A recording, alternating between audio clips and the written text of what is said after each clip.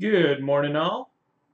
How's it going? Let me test the stream for a second, make sure this is running for everyone. So just give me a minute to get all set up. Toss that. All right, let's check it out on Facebook. Make sure I can hear you guys. You might hear double audio for a second. Perfect. Okay, that is working. Let's test out the Twitch stream.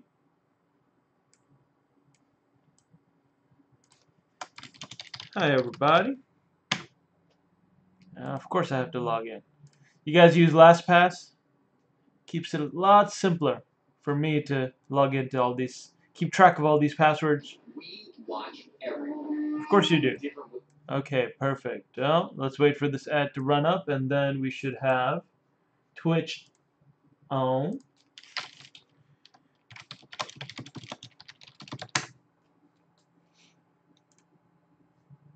Okay, cool.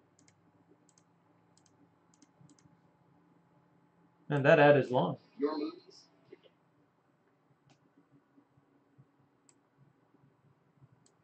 All right, let's see if it's working. Yay. Okay, great. So I can hear myself on Twitch and Facebook. Wanted to do a double check because we just updated our streaming keys for ZBrush.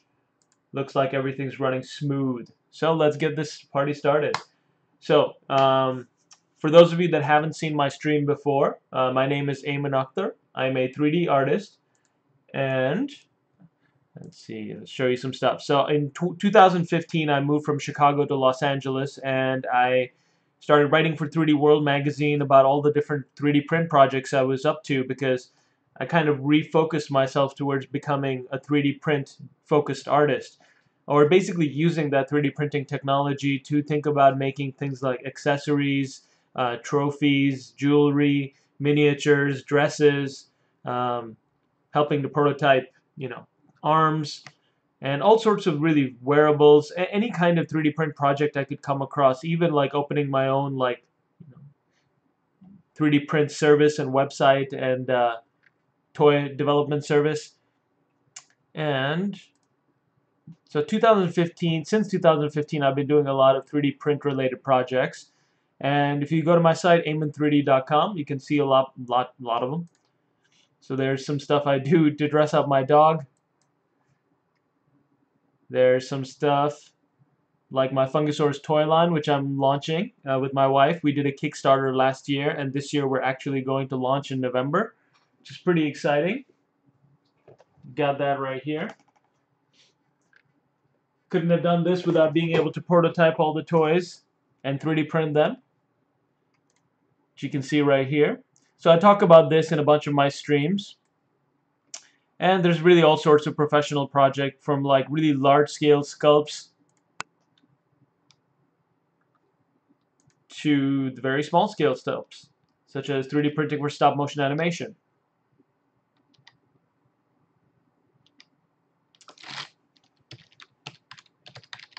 These days I'm working over for the guys at HeroForge.com, making custom miniatures. So making basically a character customizer for 3D print, where you can pose your character, you can dress him up in all sorts of outfits.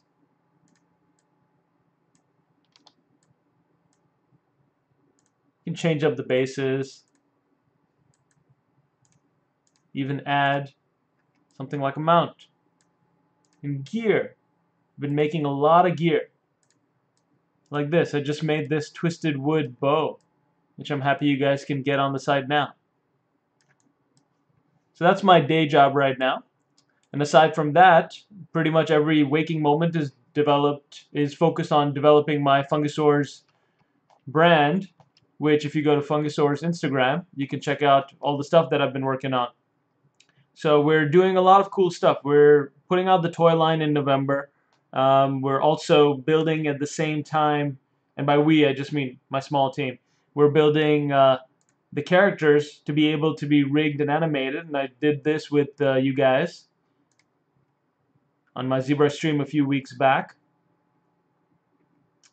And we're building a mobile augmented reality app. All sorts of little mini games.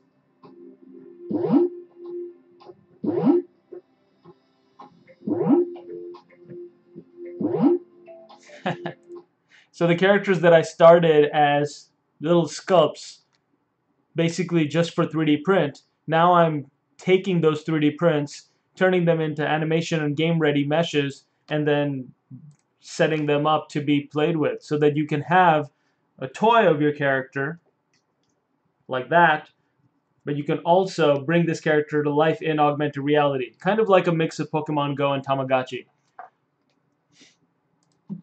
So I spent all of this past weekend working on the UI and UX, like the background, like back end of app design. Just kind of coming up with what the buttons would be, how the game would be played, what goes where. Let's see, what else do I want to show you? If you want to see more of my previous streams with ZBrush, you can go down to pixelogic.com, ZBrushLIVE presenters, and scroll down. Look at all these awesome new artists joining. Ben, Donna, Jonah Loeb. Alright, so I'm somewhere in the middle now because I've been streaming for ZBrush for almost a few months now. And you can see some of my older streams here. These are all available for you to watch at any time. You can see me do some Fungusaurus designing, so kind of coming up with new characters from scratch. You can see my 3D printing a whole suit. I did that to create like an Aquaman Thanos crossover suit, and making some very large prints. So recently I did some very, very large 3D prints on that Raise 3D N2 Plus back here. 16-inch tall 3D print, so you can watch that. And in this one, I believe I took this character that was set up for 3D print and then retopologized it using ZBrush and Maya to be able to be rigged and animated. So that's the kind of general overview of all the kinds of stuff that I show on this stream. That should have given some time for people to arrive.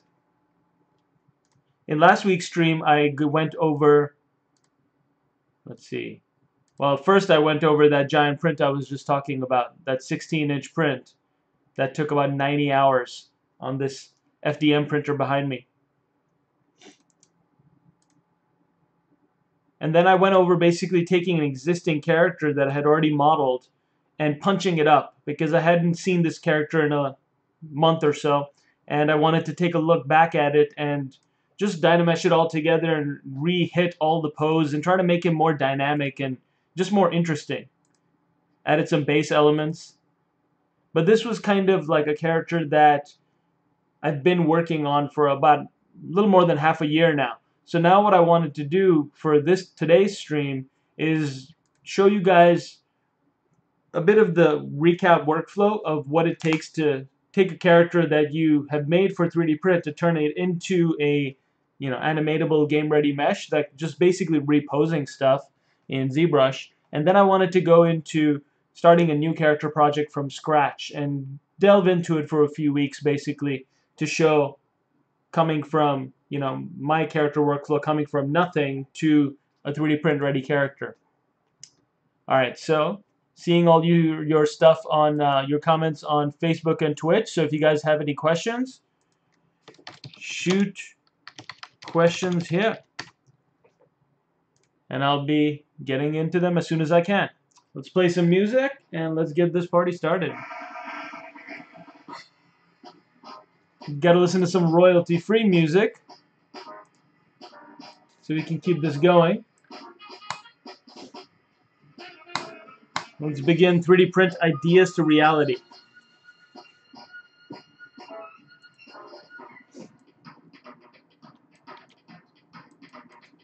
Alright, so a couple streams back I showed you guys the process of taking a character in ZBrush that was made for 3D print and reposing it and retopologizing it and exporting it out to rebuild in Maya as a rigged and animated character. So that's what I was up to most of the day yesterday, was taking this character and rigging him up so that he'd be able to be animated. None of this stuff is hooked up yet, but you get the idea. Setting up the entire joint hierarchy in there. And making this mesh basically a low poly game mesh for animation. The first step of this process, because I've got something ambitious, I've got like 7 more characters to finish by November in this way. The first step of this process is going from the pose 3D printable character to kind of a T-pose that can be rigged. Now I'm trying to keep this as symmetrical as possible, and some of these characters were pretty symmetrical to begin with. Like you can see this character is almost perfectly symmetrical. I just did a little head twist to add more character. So sometimes it's simple like that. Like this character, Chick Wrap, it's a chicken mushroom mixed with a velociraptor. Simple, straight character that's pretty symmetrical with just a little hint of character. Other stuff is a bit harder. In this one, for example, this is a scaly Anky. It's a scaly Pholiota mushroom mixed with a Ankylosaurus. The head is tilted and there's a tail that's tilted.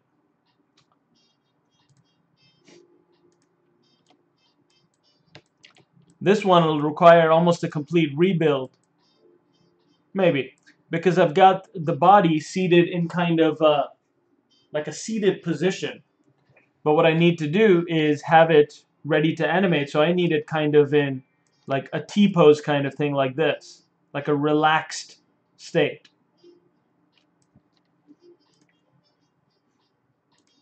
This one will be a good example to show you first.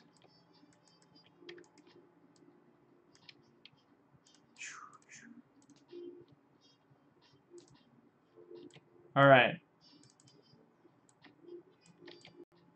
So this character was built with the feet merged into the body. And this is something you have to do when thinking about 3D printing characters, just engineering them basically for mass production.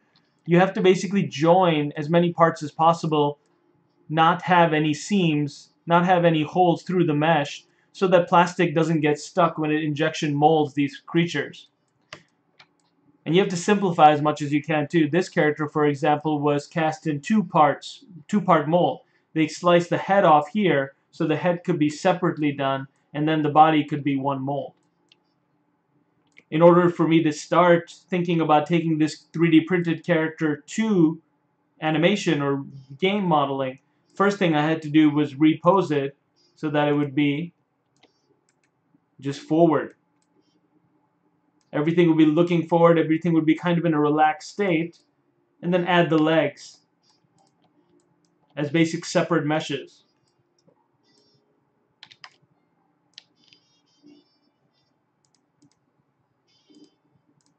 So let's take a second right now to just pose these characters up and get them ready for rigging up in Maya.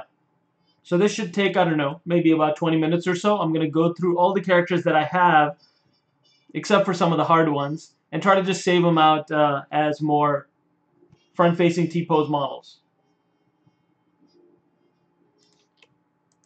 Since we're jamming, I'm going to play one of my favorite songs for you guys.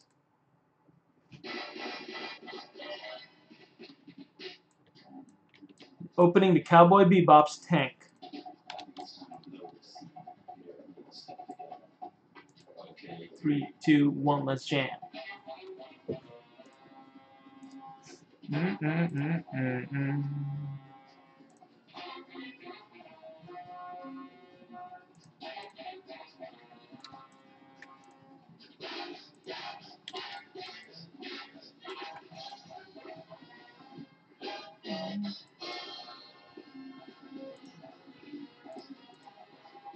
There we go. It's X symmetry.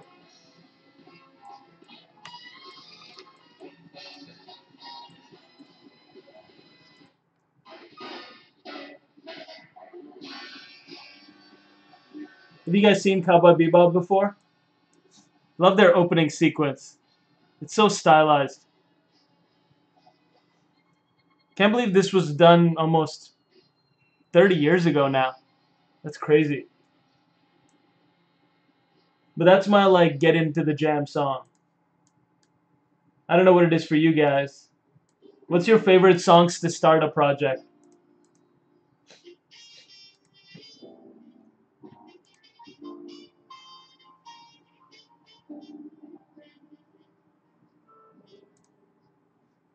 Cool. All right, well, I'm waiting. Let me know in the comments what's your favorite song to start a project with, or really get your jam going.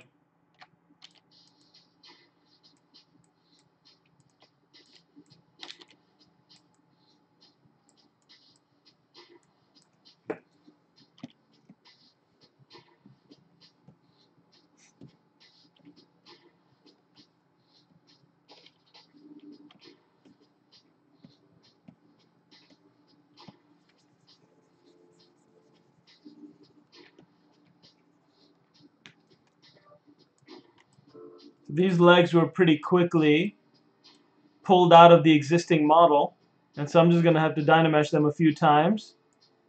Let's see what resolution works best.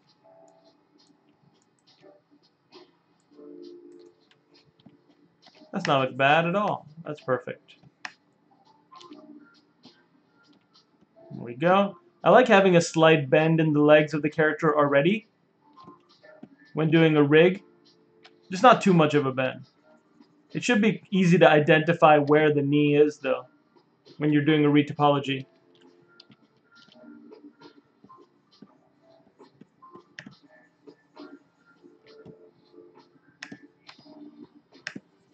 And don't forget to add a butt.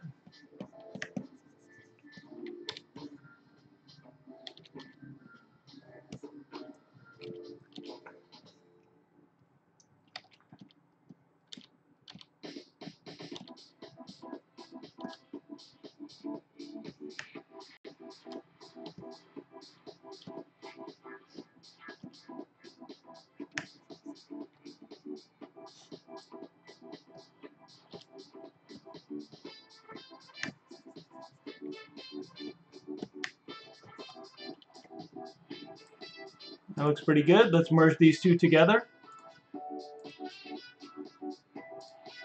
Let's Dynamesh that. Make sure we don't lose too much resolution there.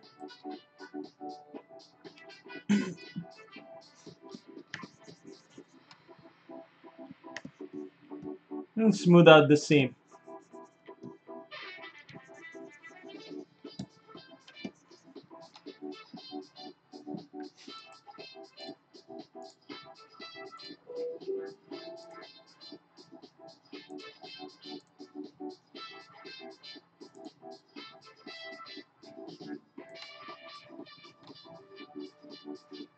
Jubber the 3PO just shared on his favorite channel on YouTube, Lofi Hip Hop Radio, Beats to Study. Nice. I might check that out in a bit.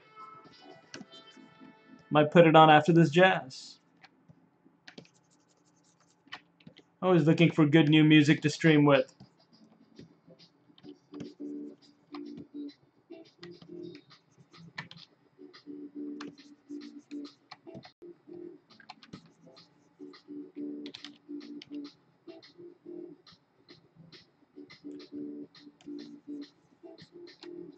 Now, if you want to double check the symmetry and make sure a character is symmetrical, you can go to Modify Topology and do a Mirror and Weld.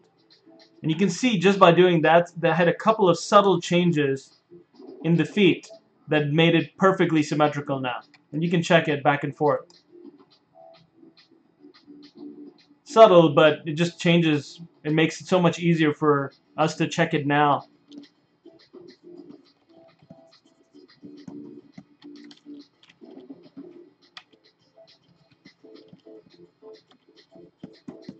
Inflate up some of this back area. And do a little clipping again. Now I don't need the bottom to be completely flat like I did for 3D printing now that I'm actually taking this character into Maya to be rigged and animated.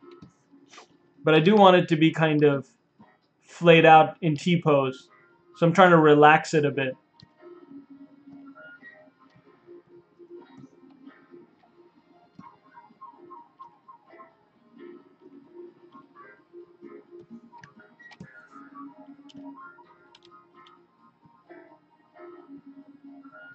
Alright, that should be solid. So basically taking this character from, let's save it here, draw it out again.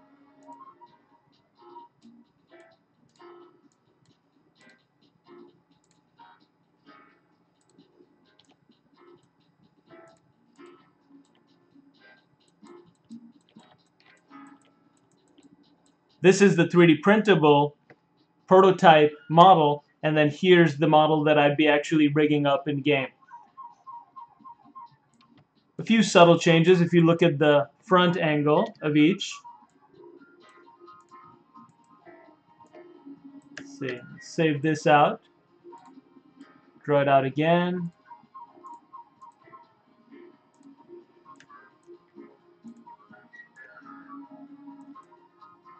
You can see basic differences. Like that's basically what we want in order to start retopologizing and rigging. So I'm not going to get into retopology this time. I just want to get into these characters that I've made the toys for and just simplify it and make the poses ready for rigging.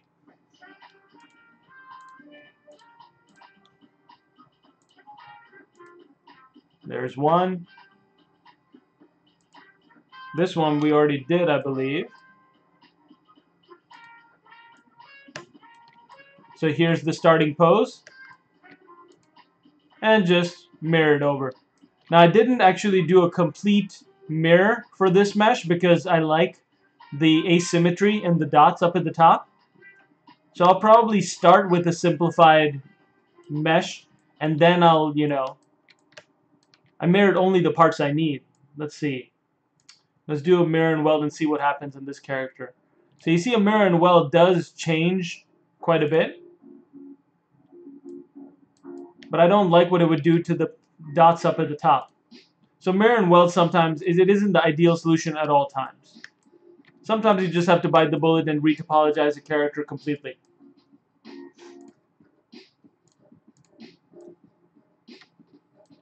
For this character, the Salamander, which is a Dimetrodon mixed with a turkey tail mushroom, the starting mesh looked like that. So he was basically just a bit more curved all the way around, and the legs were all unique. So the easy way for me to do this was to just chop the legs off. Just do one leg at a time, and not worry about the different poses, and then just mirror the legs over so that they would be perfectly symmetrical. Now this character is mostly symmetrical. The whole lower body was mirrored and welded, but I wanted to keep the asymmetry in the spines. Let's do this one next. Should be pretty straightforward.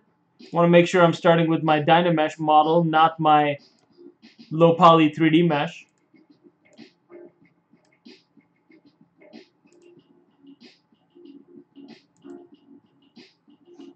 Alright, so this one's at 3.8 million polys, which is a lot.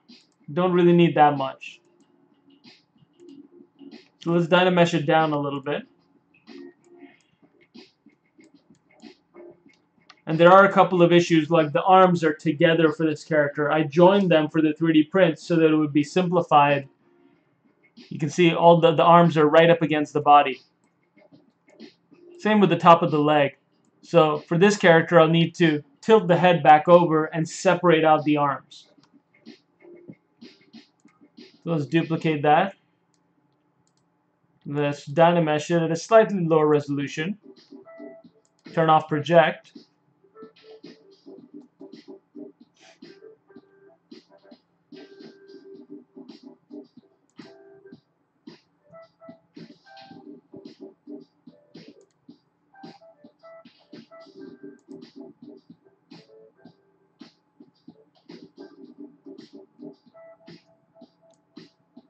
Okay, so at 528 resolution, this is 3.7 million polys still. So I'm basically just tapping smooth over here because without actually affecting your model, Dynamesh doesn't redo itself. So let's do it at 200 resolution and see what happens. Now this resolution slider is basically driven by the scale of your mesh in scene.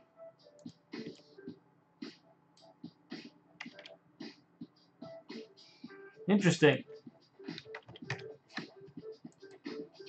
Looks like it went down to 500,000 polys at 200 resolution. And here we go. At 300 resolution is 1.3 million polys. That'll do.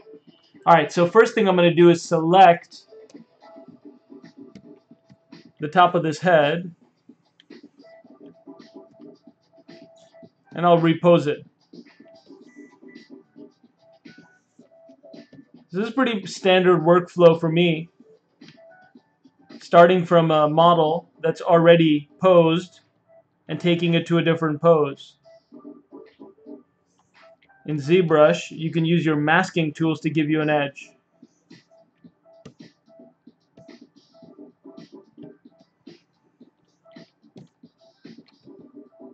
Just using my lasso select. And now that I like the mask I've made, I can control tap it just to smooth it out.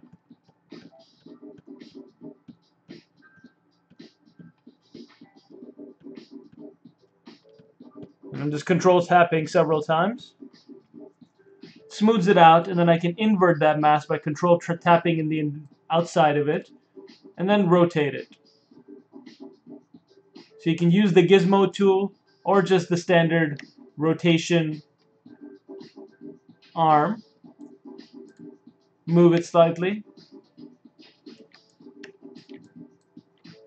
I don't know if this character is going to be perfectly symmetrical down the middle either. I can try.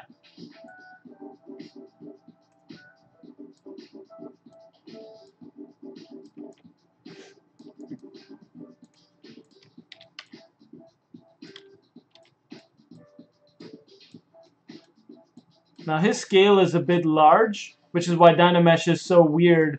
You know, usually 300 resolution doesn't do much. But you can tell the ZBrush scale of this character is really high because this is the max draw size for me, and I can't really move big swaths of the character. So what I want to do right now is just go into the deformation tab and scale down the size. There you go. Now my Dynamesh brush is big enough. My ZBrush brush is big enough to make changes. I'll have to change the Dynamesh resolution now to a bit higher if I want to maintain my resolution.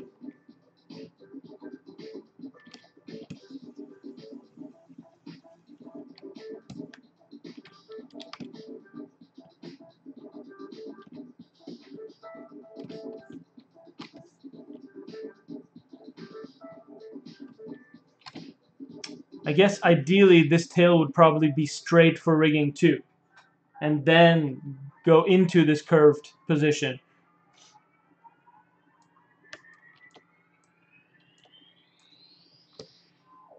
We'll have to separate these arms out.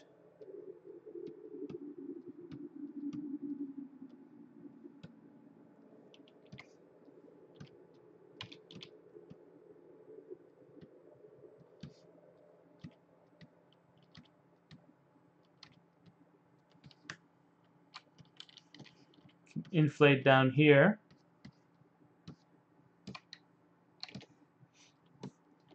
And this probably needs to be a bit forward as well.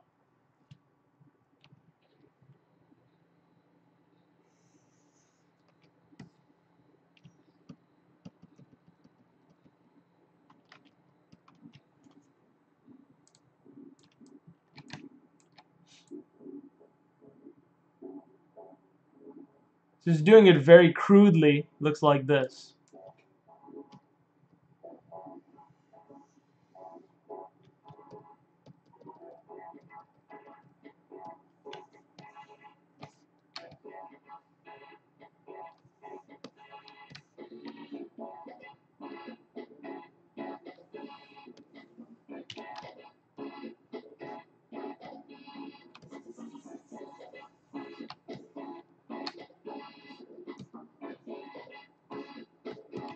That's what I like about ZBrush, that I can be crude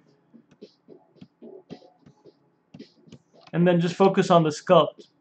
not have to worry so much about topology all the time.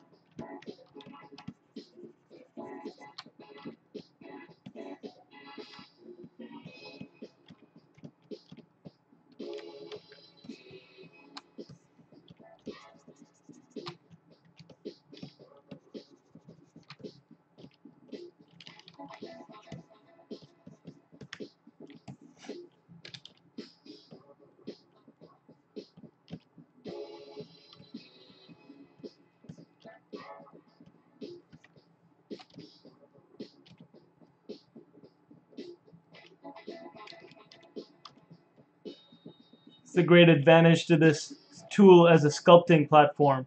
And that's why it really got me into 3D printing in the first place, was the ability to just sculpt. But I like all of it, you know? I like the part of making it into game models and animation ready meshes.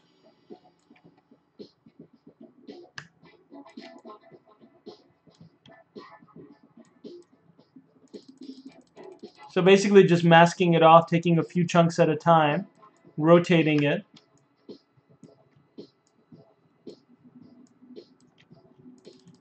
So that it's less curved, and then I'll smooth it out. I have to play with the curve deformer a bit more in ZBrush too. They added that in the 2018 release. Smurfberry's asking, how did that big print go? It went pretty well, man. I got it out of the print bed last week. So if you go into last week's stream, you can check it out there. Because I showed you guys how to extract the print from an FDM printer. And I'll probably do that again soon. Because I'll be printing some of these new projects that I do.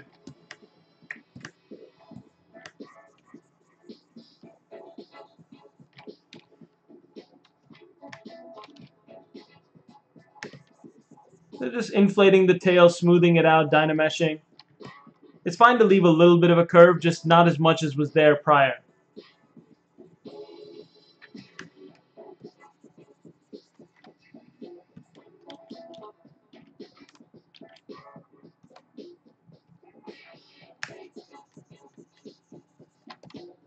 All right.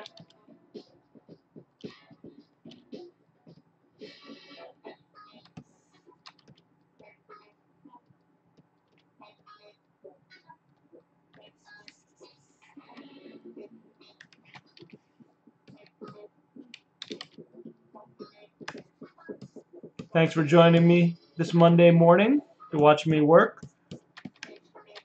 What are you guys working on? Anything fun, interesting? Personal projects, stuff for work, side client stuff? What you guys up to?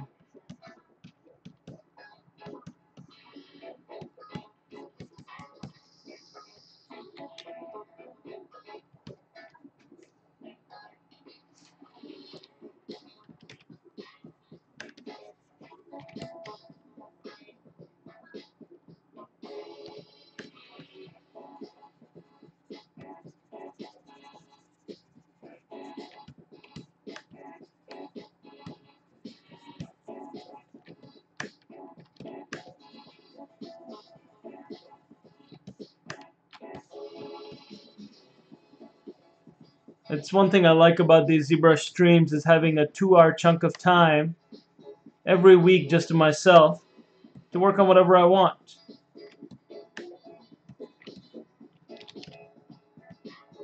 You gotta make time for your personal art.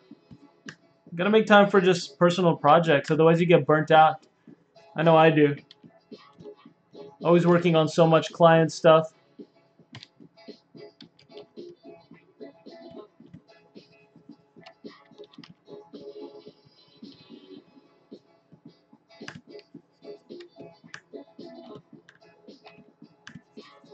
Alright, that's looking good. I gotta fix these arms and legs too if I want it to be more symmetrical. First thing I want to do is get rid of these arms entirely and then reattach them back on.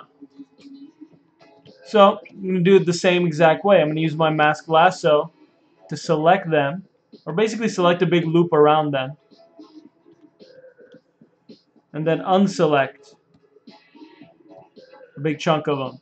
Now this isn't a symmetrical mesh, so I'm just going to do this asymmetrically, the unselecting.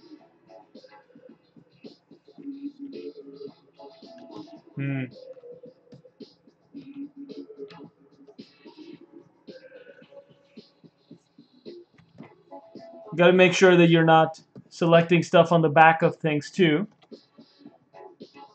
or just use a different masking method.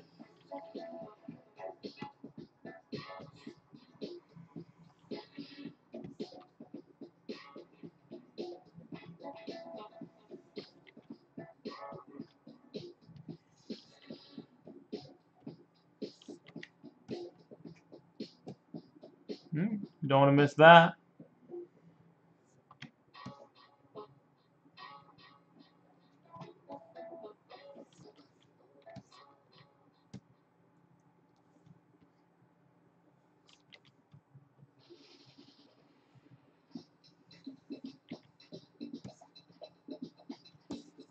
Okay. I'm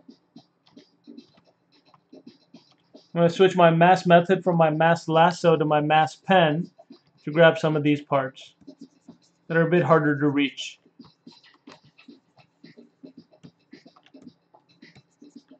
You can hold Control and Alt to reverse whether you're adding or subtracting to the mask.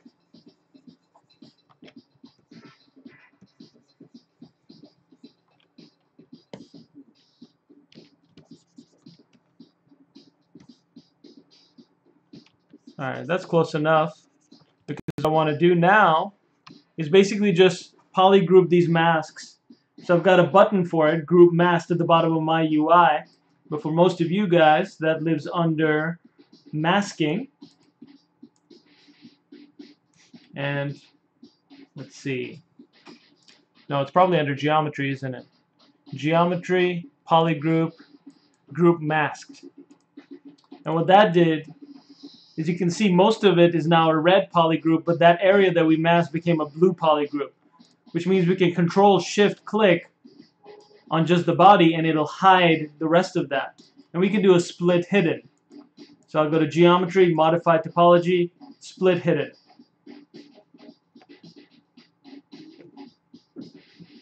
Maybe that's under Subtool. Yes, it is. Subtool, Split, Split Hidden. Now that the arms are separated out, I can Dynamesh again and it'll close these holes. Perfect. Now I can start thinking about working a bit more symmetrically.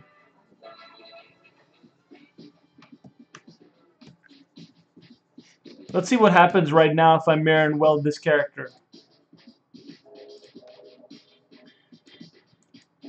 So because it's not perfectly aligned at this x-axis that it's flipping over, or z-axis I guess that it's flipping over, it's going to just add a little double chin for our character. It looks like a Rick and Morty character right now.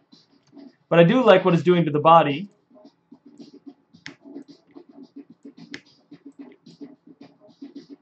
So it looks like the whole thing could be moved just a little bit more over to the right. And then we can try again. Closer. That probably went too far. Yep, too far.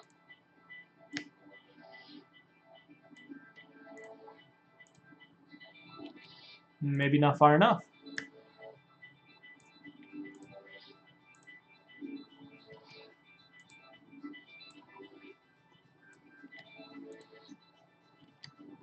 Oh, you know what? It's doing it on local symmetry, so it doesn't really matter where I move it right now. There we go.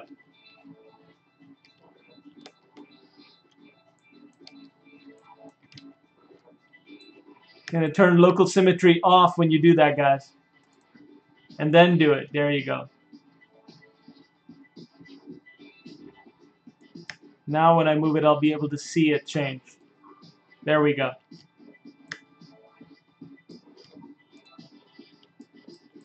So this character doesn't look too bad when it is mirrored and welded. It's actually a pretty good starting point.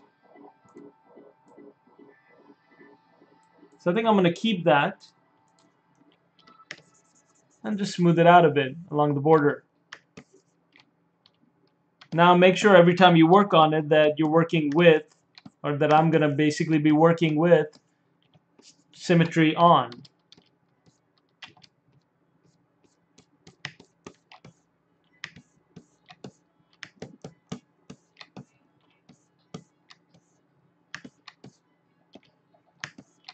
That's one good thing about working digitally as opposed to in clay. Symmetry.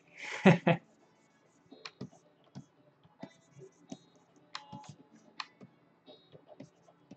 is one thing I did for all of the characters in Fungusaur Series 1, is I gave them really big heads and really bulging eyes to make them cuter. Now if your smooth isn't working as well as you'd like it to, you can go over to your light box. And this is one thing I like to do. Under brush, you can go to smooth and select smooth stronger. Now when you hold shift and smooth, it's going to automatically go with smooth stronger. And that kind of disregards if you have a little higher poly mesh. It just gives you the smoothing you want.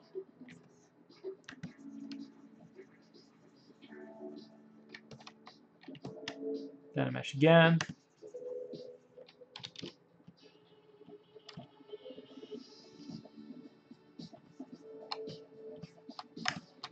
Now I want to separate these legs a little bit here as well. And that involves more of the same masking that we did to separate the character out. Now some of you might be thinking, what's the point? I should just sculpt characters at T-pose all the time. But see, these are concept sculpts that eventually turned into toy prototypes, then turned into toys,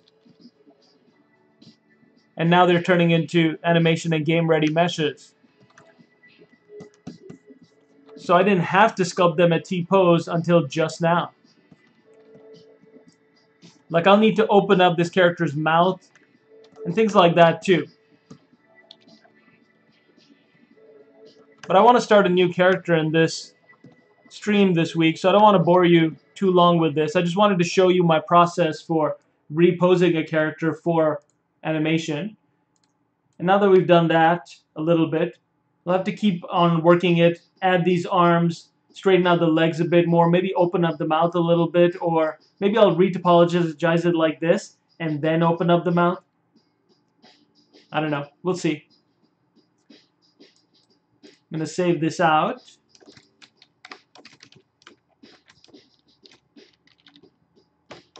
T-pose 1. Move over to a different character. This one should be much simpler because it's simply getting the tail in place and rotating the head in place. So let's start up with that.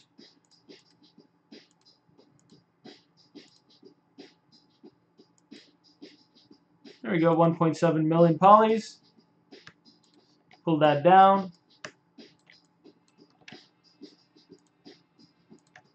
Use my mask lasso tool.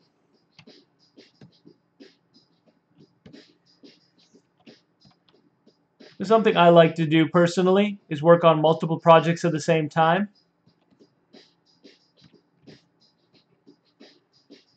Can't really do that professionally a lot, but that's the good thing about doing personal projects is you can do it however you want.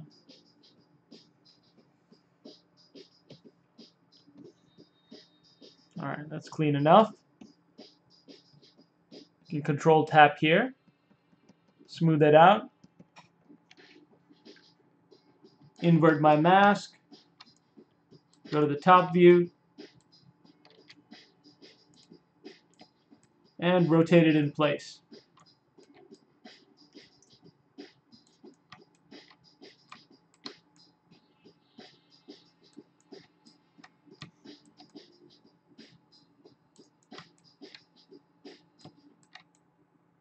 Now this is another character that I may want to mirror and weld.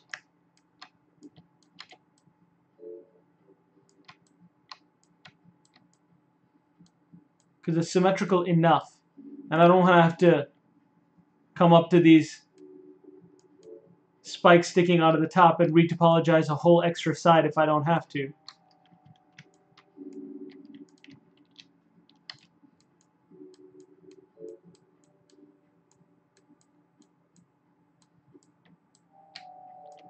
Let's see what happens right now if I do click on mirror and weld. So it looks like the central point, it just gave it a tinier head. Cute. The central point looks like it's a little bit more this way. Make sure local symmetry is off. Alright, so I need to move the whole head basically over this way, to the right. Select that head. And we'll use the head as kind of our starting point. There we go. So moving the head over to the right kind of gives us what we want.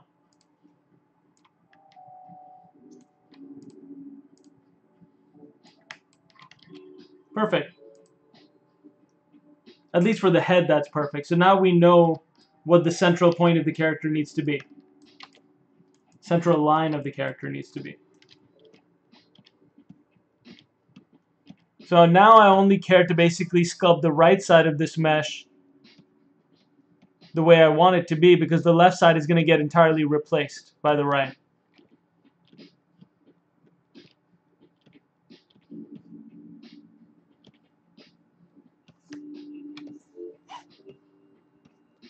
And applies to these at the bottom as well.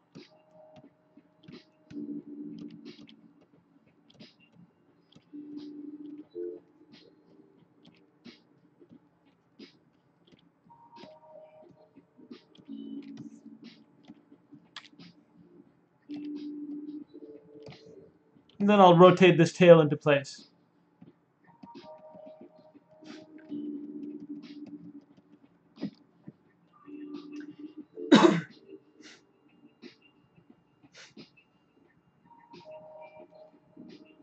Indie Respawn is asking a question. Hey, Aiman, I was wondering which slicers you prefer. I've been using Cure, but a few of my other friends recommended it, and it's pretty expensive, so just curious. Let me look up Cure slicer. I can show you guys. Alright, so Cure is a tool for, or Cura, sorry, is a tool for preparing your 3D models for 3D print. So you can basically import a model into Cura. There's the model of the Yoda, for example, and you can set it up the way you want. So you can set your layer height, you can set it up, you can hollow it, you can basically, fix any issues in the mesh, such as making it watertight, making it like one solid mesh, and then you can check the internal support structures and set it up the way you want before going to prints to save you some material, so you're not printing completely solid.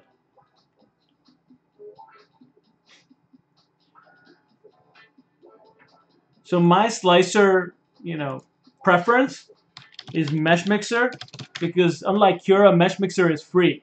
And Autodesk Mesh Mixer can do everything that Cura can. It's just, a free tool.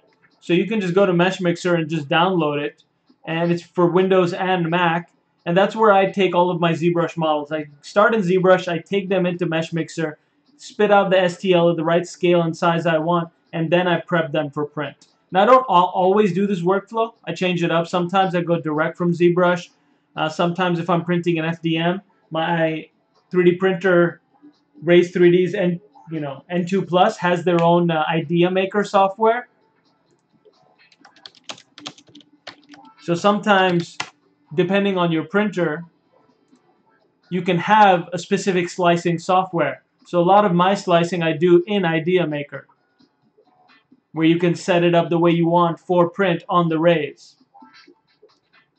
So there's a couple options for you to check out. Happy to answer your questions, guys.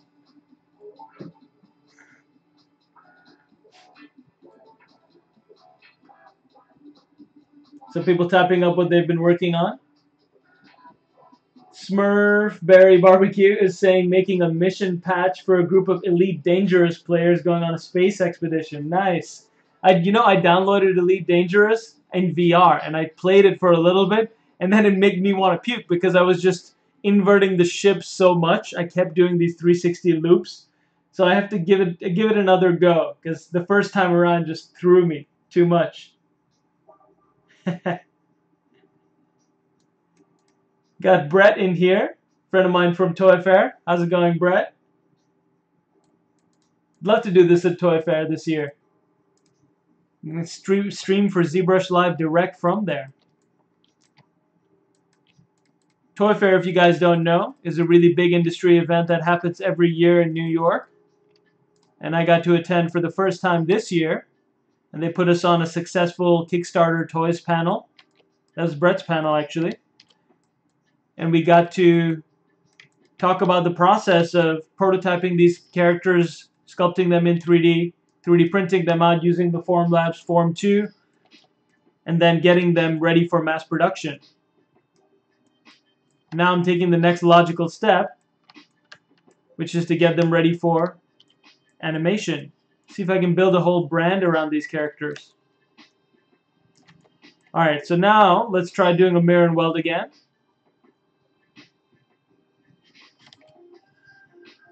Looks like the tail isn't quite there yet.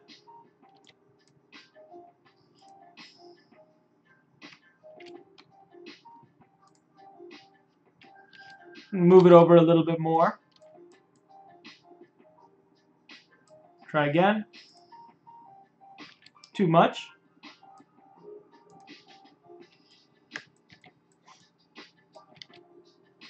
It's not going to be a simple mirror and weld. I can try to simplify it a little bit. It's pretty good, actually. Love it when things work out easily. That rarely ever happens. Alright, a little bit of jankiness here and there, but mostly a pretty good mirror. And smooth some of these out.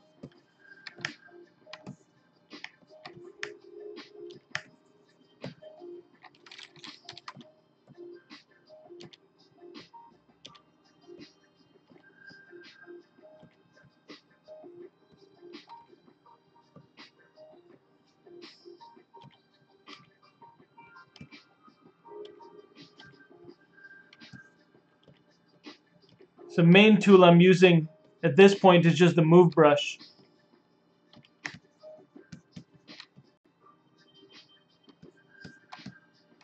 And smoothing a lot.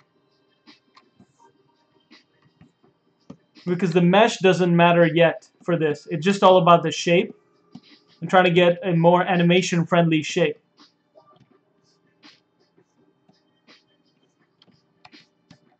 And the mesh will matter when I start retopologizing it.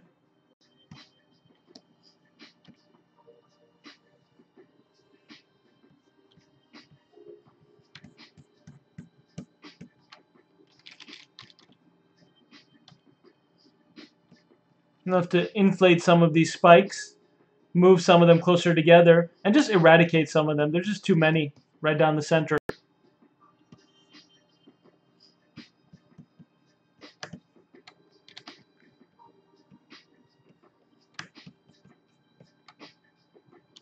But that's a great start as well. All right.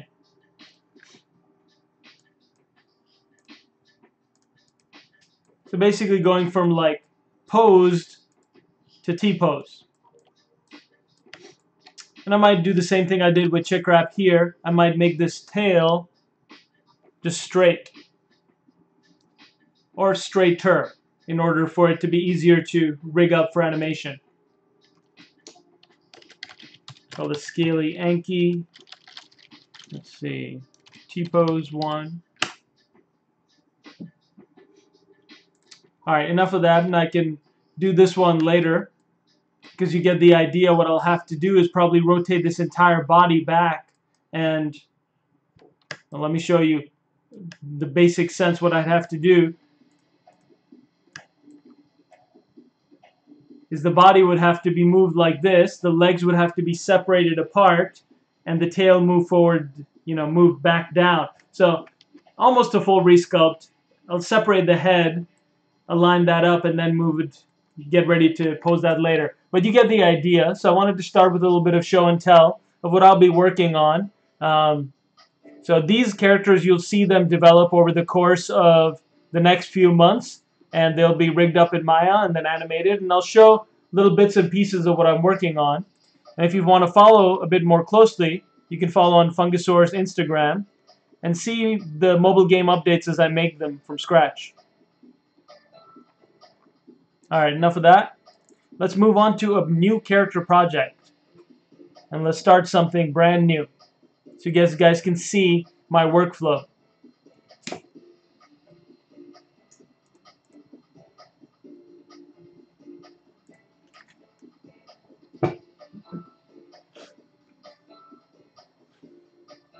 Alex Chapman is saying about to pick up a 3D print. Did at Anything Studio, a tabletop figure I made for D&D.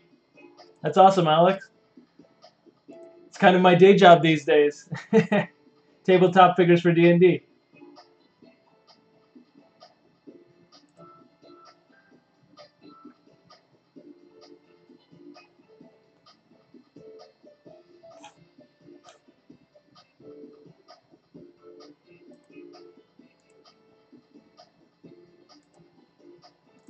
Alright, just checking your questions on stream. Blind Fox is saying, love this material. Is it available for public? Yeah.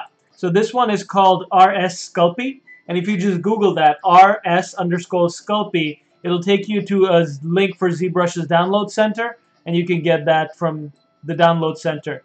It's a material I think originally made by Ralph Stump. Alright, let me put some stuff away.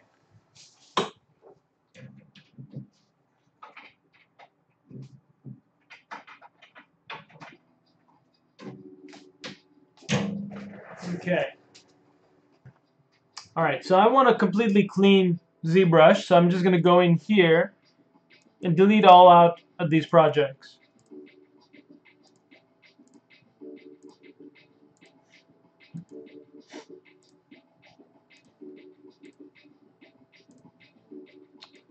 And now let's basically just start clean, start fresh, as if this was a brand new ZBrush, and you guys can see how I start a character project.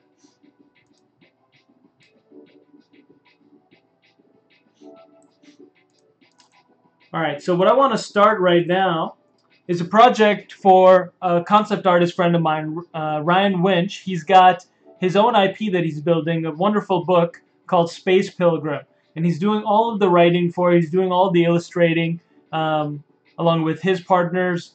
And he's done a lot of concept illustration work for me, for Fungusaurs. So we did like a little work trade where he's doing some illustration and concept stuff for me, and I'm going to do a sculpt for him.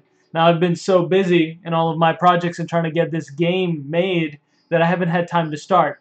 But what I'll do is I'll use the ZBrush stream as a channel to talk about how I go about sculpting for 3D print. You know, that's the whole point of it, ideas to reality. So I'll take this idea. This is the older version of his character. So the previous book that he released, this character Logan was a younger kid. Now he's been in space for a little while. He's getting more seasoned. So this is the turnaround he gave me. And I'm going to start by just importing in this turnaround and start blocking in these shapes and thinking about the actual proportions of the character first. Just blocking in proportions, and then I might get started on a head. So let's see how far we can get today. We've been at it for about an hour doing Fungusaur, so now let's do about an hour or so doing Logan here. Alright, so what I want to do is open this up in Photoshop first and isolate just the turnaround because I don't need this bottom stuff, just the turnaround.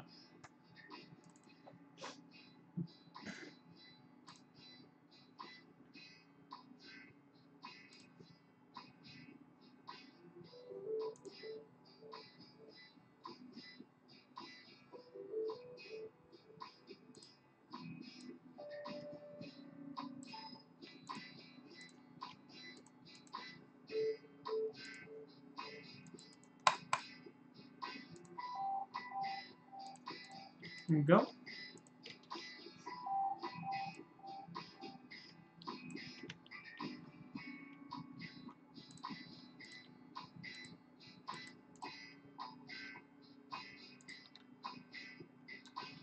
Alright, I think that should be pretty good. Might crop into that a bit.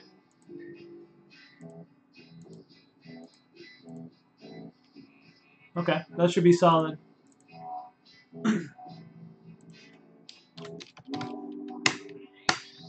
Alright, so I'm just saving that as my turn. And let's go into ZBrush and open it up. So I'll go to my Texture tab, Import, and select my turn, open that up. Now I just saved it as a JPEG, but you can save it as whatever you want. And I'm going to select it, and I'm going to click Add to Spotlight. What this will do is it'll just place it on the canvas, and I can move it around wherever I want. So I'll just move it a bit to the bottom here. Drop it to my canvas. And one thing I want to do is go under Brush right now and make sure my spotlight projection is off. That's under Sample Spotlight Projection. Now I can actually sculpt the stuff. Alright, I'm going to switch to a different base primary tool to start with. And I'll just start with the Sphere 3D. I'll turn that into a polymesh by clicking Make Polymesh. And that can be the largest part of this sculpture, which is the backpack. So I can use the backpack as kind of a little idea for proportions. And I can just slide it into place. Now, for you guys, that's probably looking a bit small. So let me make this a bit larger. And let's only focus on this one area.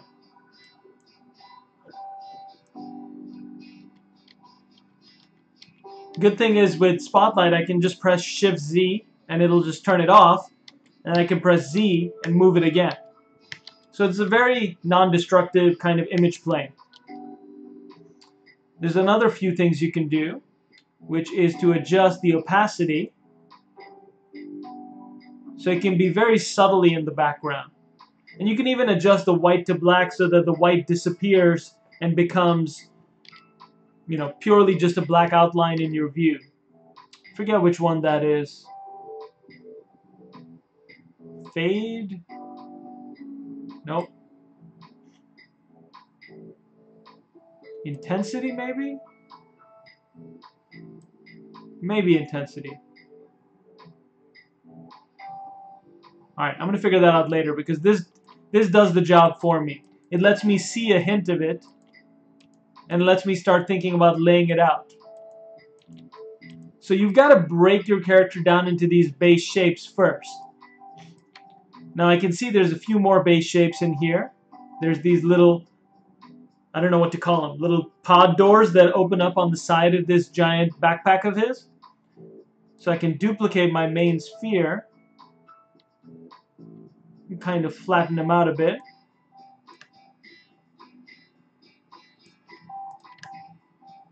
Clip it.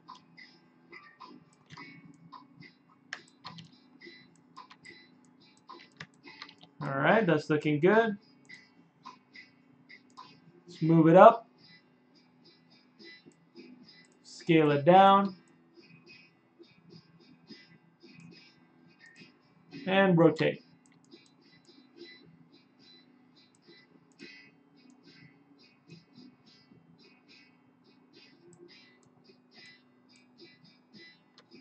Okay, that's looking good. Let's go ahead and mirror that over. Let's see, mirroring over in the x-axis does that. So it looks like I was looking at it in Z. That's fine for me. I'll work in the Z-axis. Now this looks like it's pretty central. So let's move it over to the center. And let's try mirroring it over on the x-axis just to see what it would do. So we can find the actual center.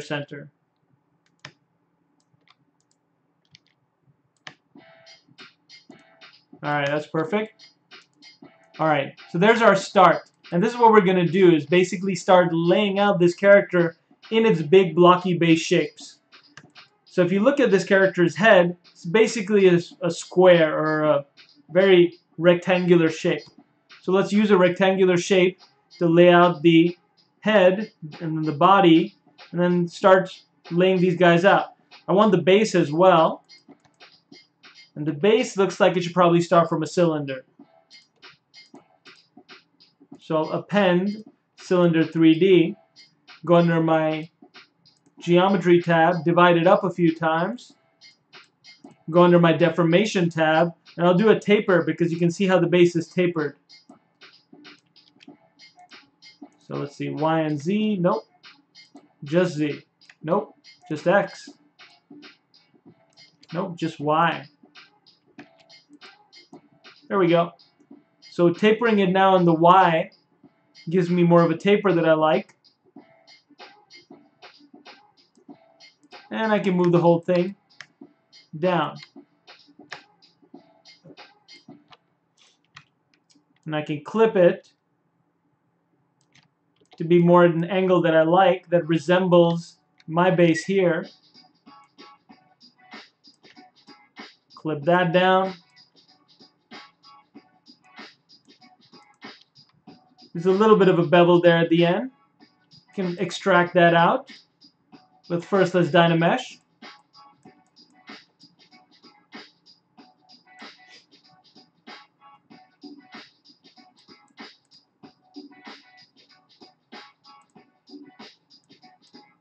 So you can tell when you turn on polyframe, this is still the topology of a primitive. We wanted to have more even topology once we start sculpting. So we have to go into Dynamesh and find a resolution that we like. Cool. When I start a project, I always start with the deformation tab.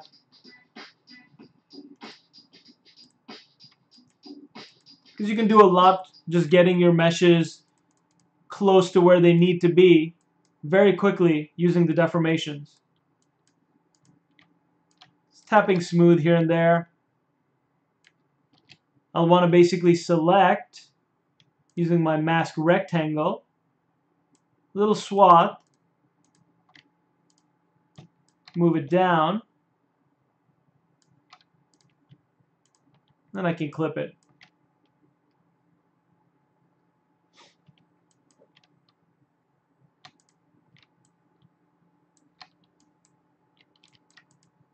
That gives us a base for our base.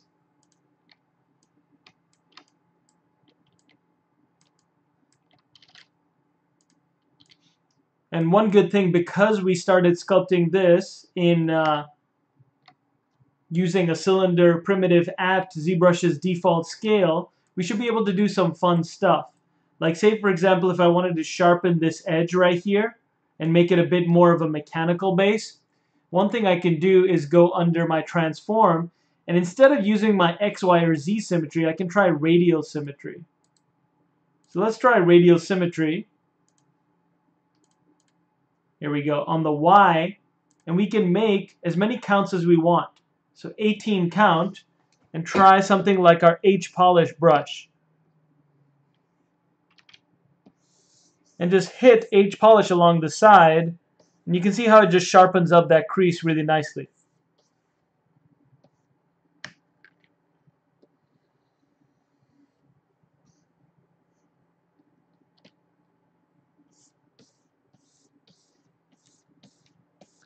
Fun to work in radial symmetry sometimes. Got to remember that it's there. All right. And I will clip curve on the bottom just to make it perfectly flat.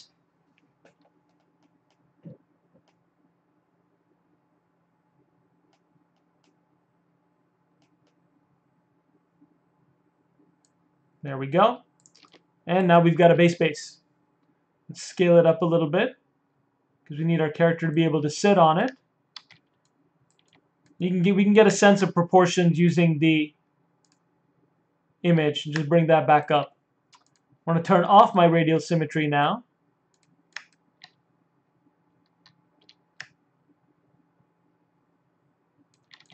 line it up, check the scale, check the placement.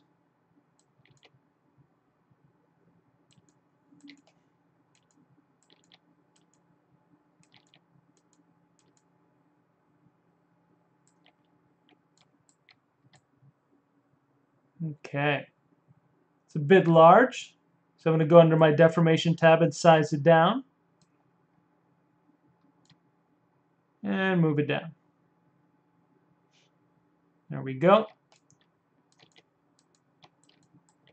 Now this is a backpack for this character, so it's not the central point of focus. The central line of this character is the character. So if you look at it from a side view, this backpack should probably be moved a little bit that way.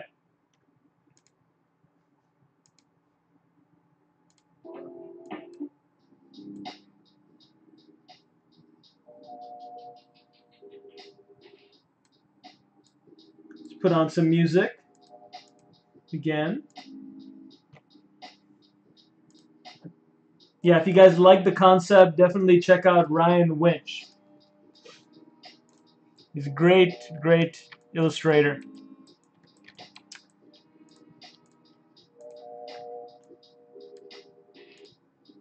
All right.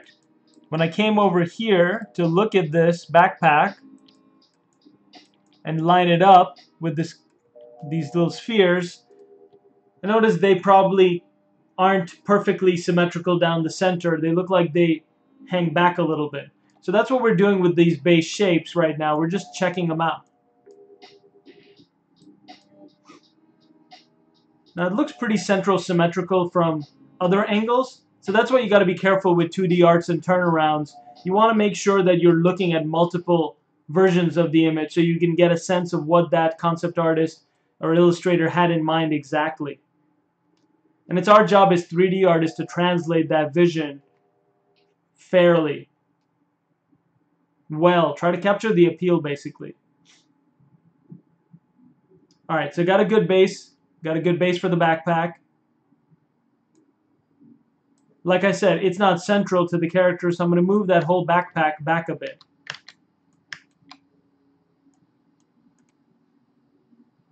Merge down. Duplicate it. Move it back in space a little bit.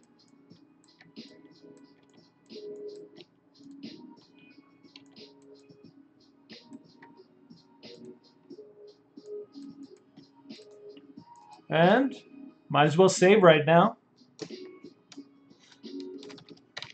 Logan 1. All right. Again, looking at the head of this character, it's pretty much a square. So let's append a square primitive.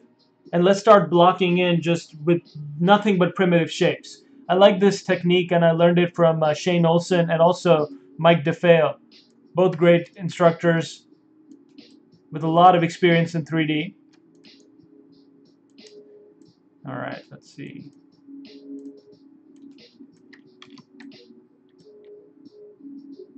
Oh, dynameshing by mistake. That happens. All right, here we go. I want to append a cube 3D. Now this character, I'm a bit torn as to whether to sculpt him completely at pose or a little bit, symmetrically. Now for a head, I think it's good to start symmetrically and then pose it into place. The rest of the character I can start at pose. But first step is just blocking it out. So I could choose to either append the pieces on as I want, or I could just insert them in and draw them in and then feel more fluid as far as working. Just to keep this organized for my sanity, I'm going to append these pieces in.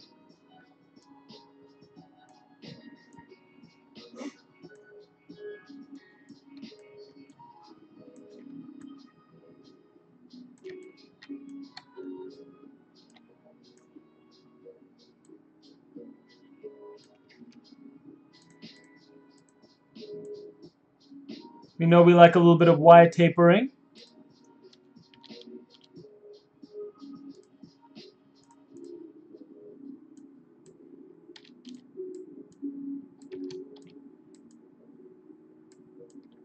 And just to give us an idea that this is in fact the head of the character, I'm just going to hit it a couple of times with smooth and such.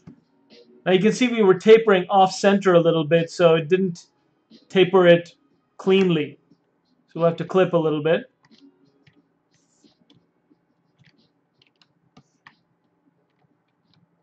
You got to remember to work in all angles in 3D.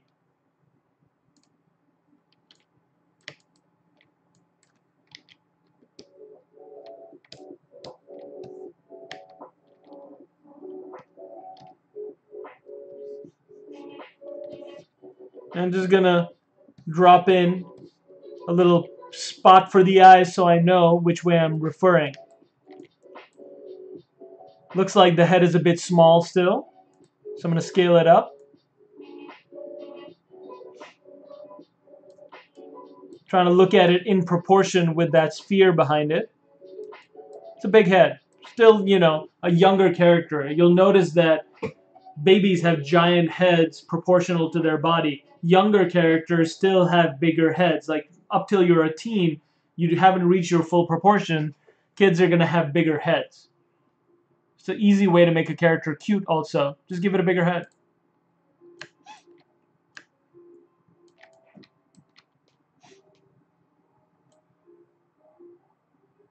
But not too big, because then you'll get into Minecraft realm.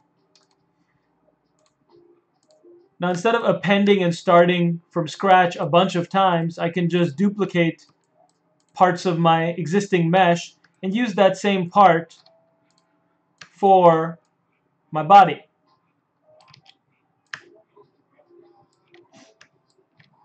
So need to lay out the hips of this character.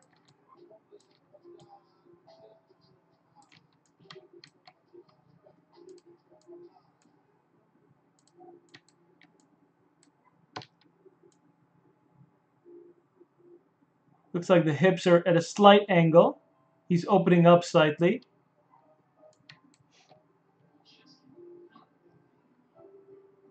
Looking at him straight forward though, his hips would not be opening up much at all because his hips are in line with the ball behind him.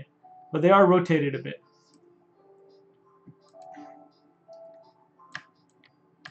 Move those around. Let's duplicate the head again. Move that down for the body.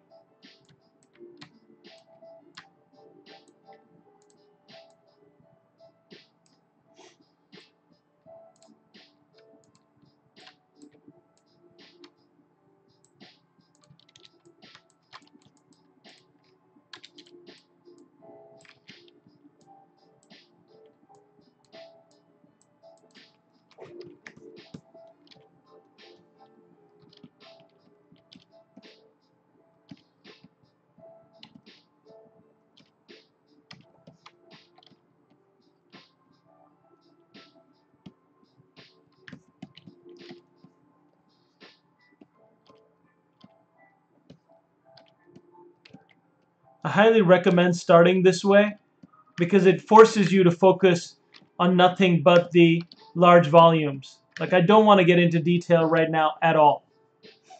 I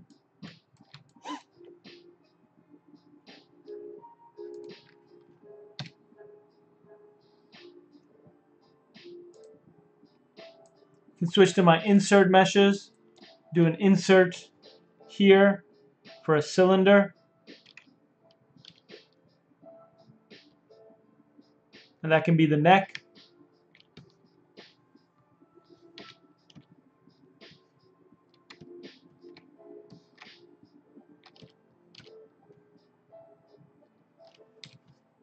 Inflate that up a bit.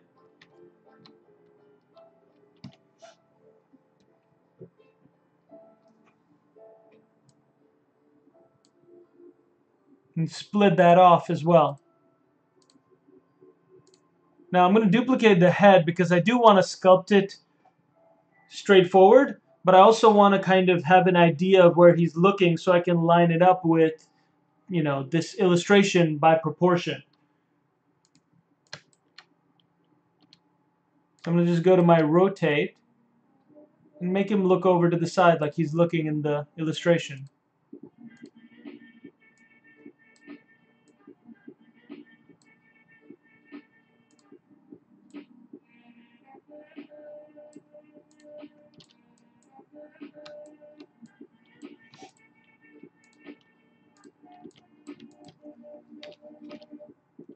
This helps me see that this one part of his shoulder is a bit lower.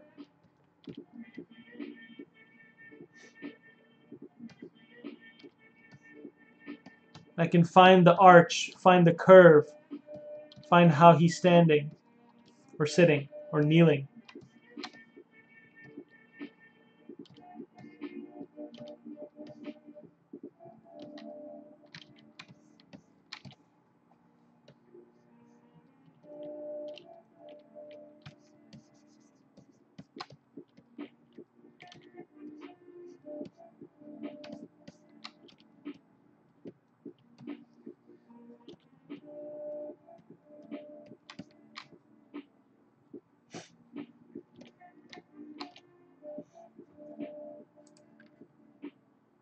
All right, I've got my IMM primitives brush. Basically, how should I show you? I've got it here at the bottom of my UI because I use it pretty often. So I can just tap on it and I can click on M in order to quickly switch between cylinder, sphere, whatever kind of primitive I want to work with. So for these guys, and I want to lay out these arms and legs, so I want to basically use a cylinder and think about how I'm drawing that out.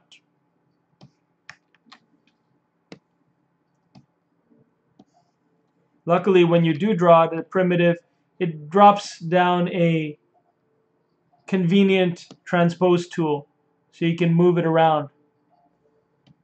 And you can always tap the normal direction that you want and get a nice way to move it around. And split unmasked points when you want to split it off. Duplicate it when you want to duplicate it.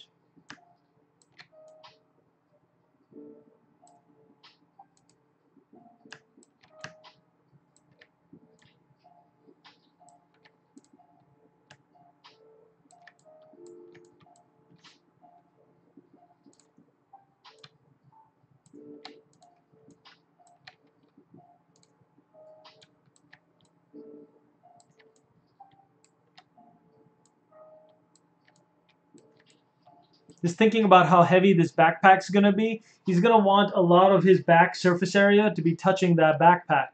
And he's going to want his legs to be under that backpack. So what that means for us is we'll actually have to rotate his legs and think about his weight, you know. Rotate his legs so that they'll be providing support where they're needed.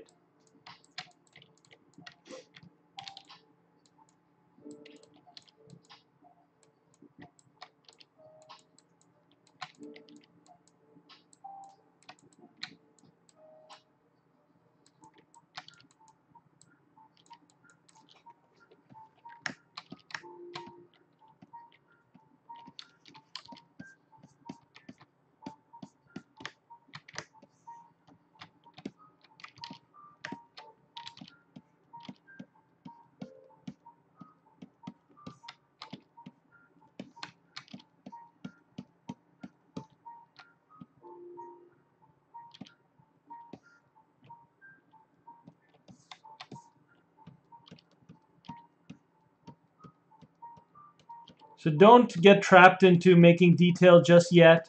Only focus on the shapes when you start and the proportions.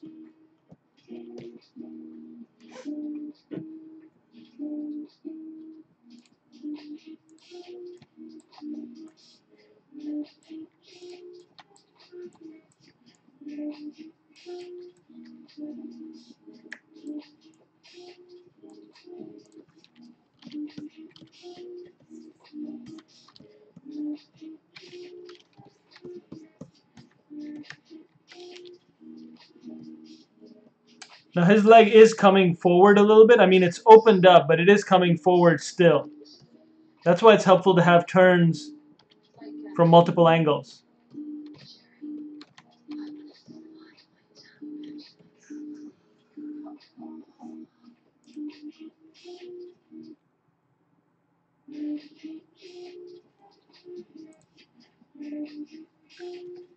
CT fans asking the weekly question, what kind of 3D printer do I use?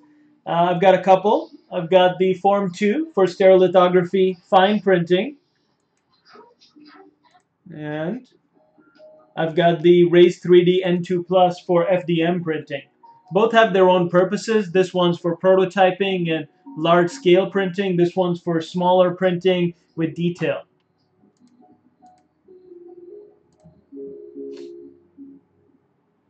So Omocher is asking about this sculpt. Would sculpting him in T-pose and then posing him afterwards be a bad idea? You know, honestly, if you were sculpting a character for animation, then I'd say sculpt him in T-pose. But since we're going direct to 3D print, there's no point. And this is actually, this exploratory step, I always prefer doing it before making a character in T-pose, so you can find the appeal of the character in pose. And the pose really helps you find that appeal.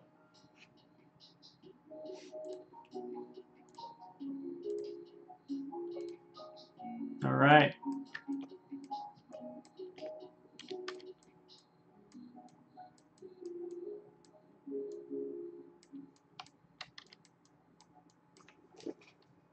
So I have a habit of switching between the mouse and Cintiq pretty often.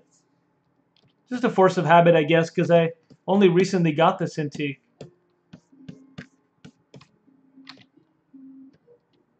All right.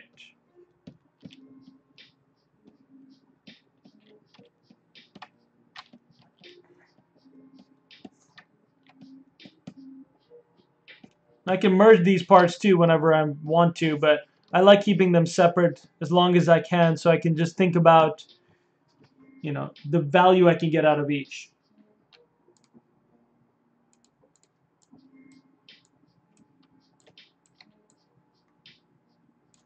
Just duplicating that and getting out the part I want, clipping the parts I don't.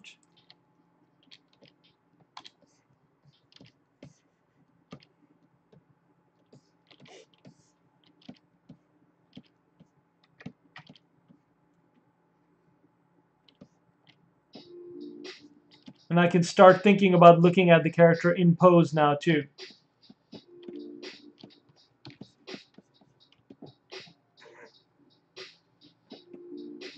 Looks like the whole body needs to be rotated over a bit. So the whole thing needs to be moved around. That's what Subtool Master is for. No, Transpose Master. That's what I was going to show you.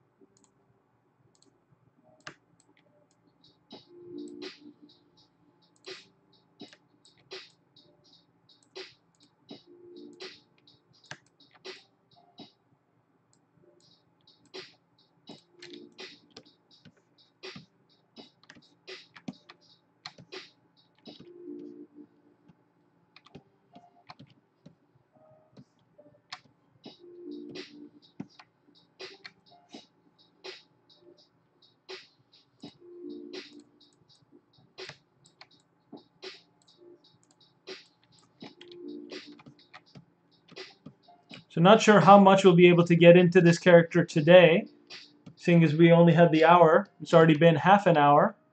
Probably just continue this posing pipeline stuff and show you how I go through starting the base layout. And then next week we'll get into sculpting the head, hopefully.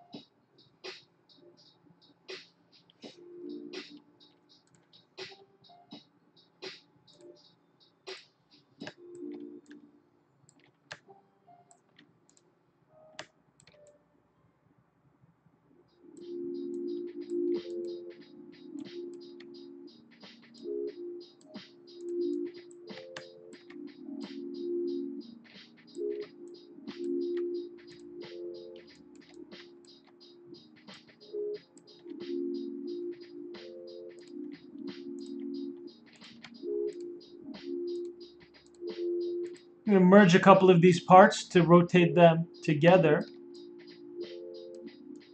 Kind of get them out of the way of this hand, because I can see that the hand needs space to go down.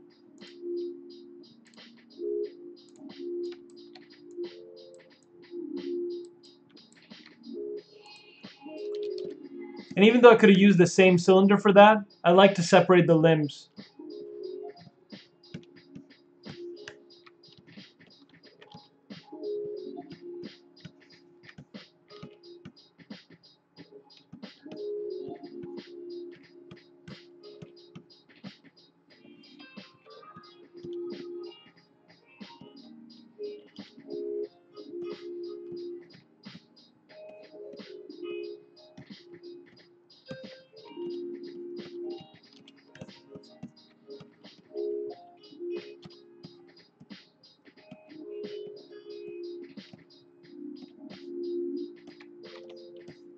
So we're starting to just now start seeing this character come together.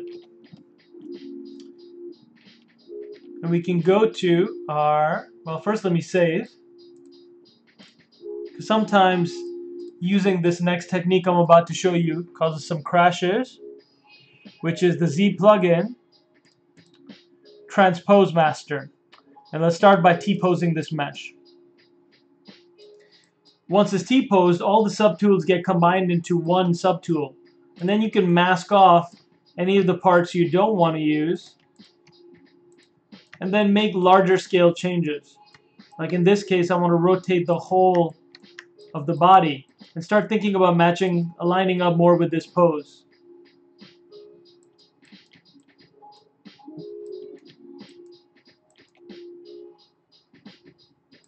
Now my base was off, so it didn't actually make the base as part of my subtool here.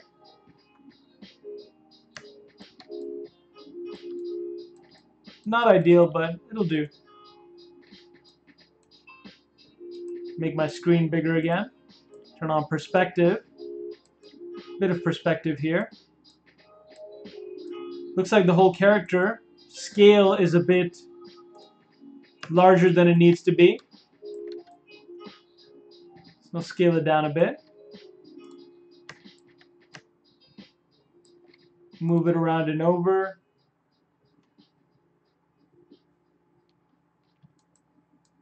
Looks like the head needs to be rotating a bit more because it's looking off in that direction.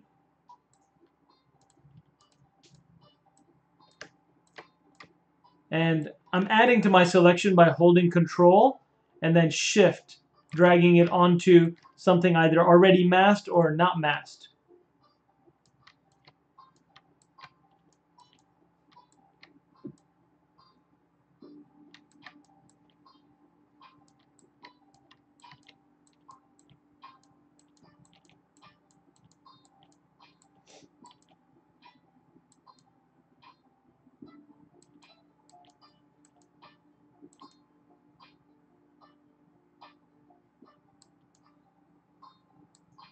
All right, once we find an angle that we like and we know we want to keep coming back to this angle often, the easiest thing to do is just go under your document, Z app link, and save the view. And I like to save it in custom 1 and 2. So I'll save it as custom 1. And now I can kind of edit it at my ease and not worry about losing that view.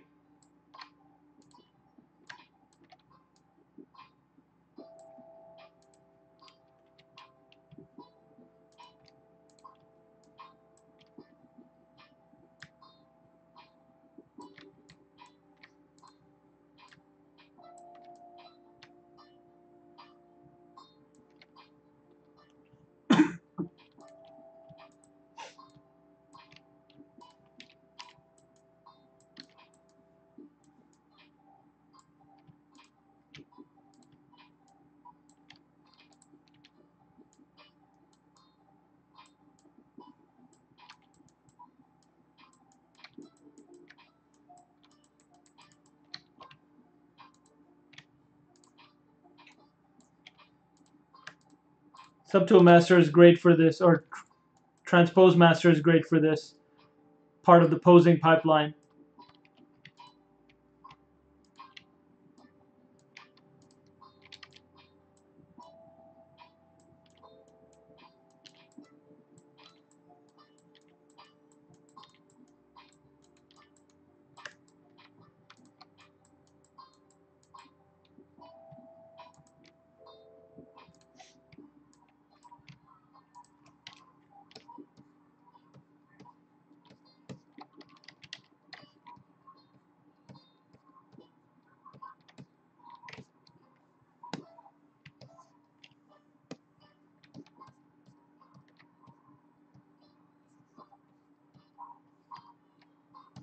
Move around a little bit. And if I've moved away from my mesh now, and I want to go back to that view, I can just click on Custom 1, and it should, in theory, take me back there. Yep.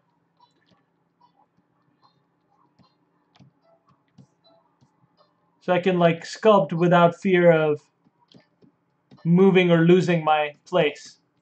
Another thing, if I don't want to keep masking these things, I can just use my Move Topological brush. So instead of Move, it's Move Topological, and that way it'll only move the parts that I select. So that's why I don't need to worry about masking as much.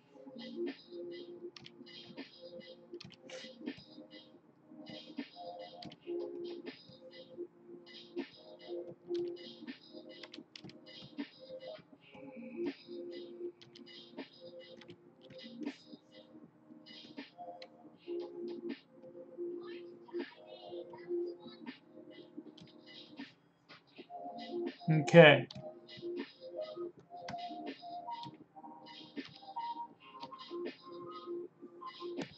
Sometimes masking is the best option, though.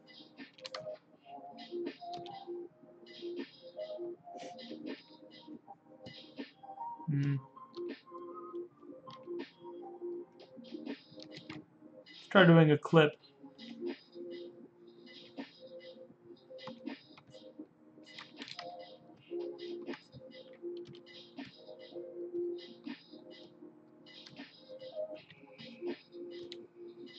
If you want to flip the direction of your clip, just hold Alt. It'll kind of flip that direction.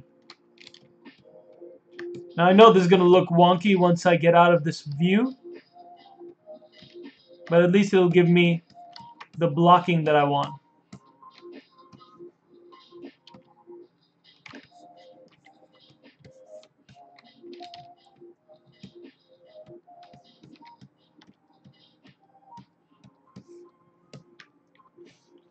Now I got to leave enough room for a skull here.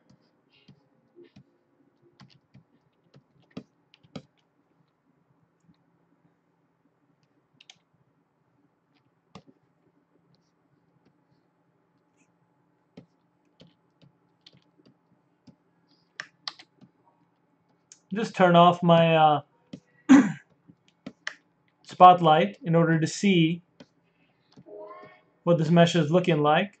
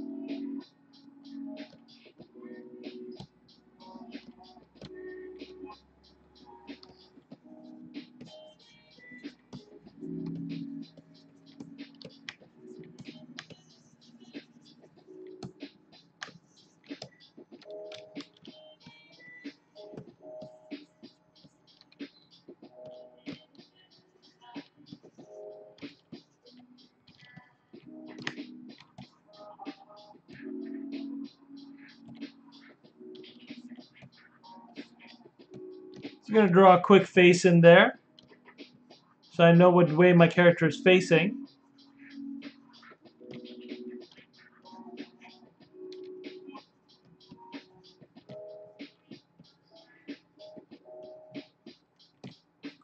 Cool. Getting there. Let's make sure that we can get what we need out of here.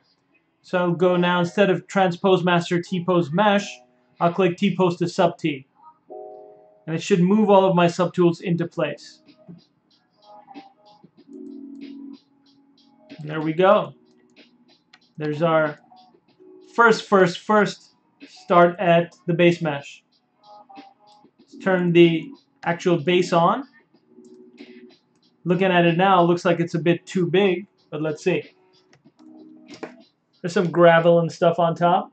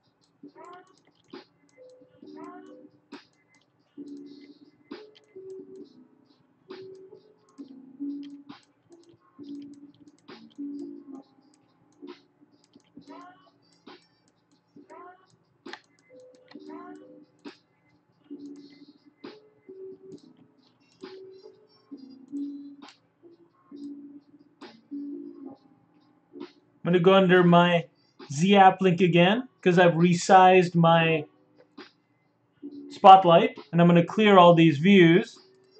I'm going to save a new custom one. And come over, take a look at it from the side here.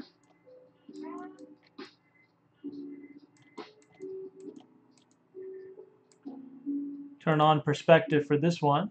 A bit harder to align this. It's pretty different in 2D versus 3D. Let's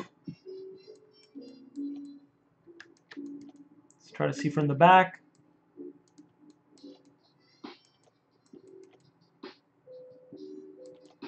Base definitely needs to be made smaller. So I'll select that, scale it down, move it up a bit.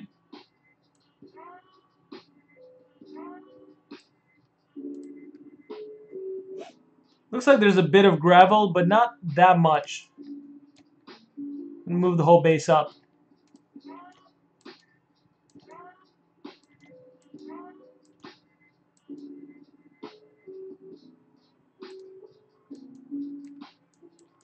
Oftentimes with turns, you're not going to find a perfect one-to-one on more than one turn. But you still got to do the check.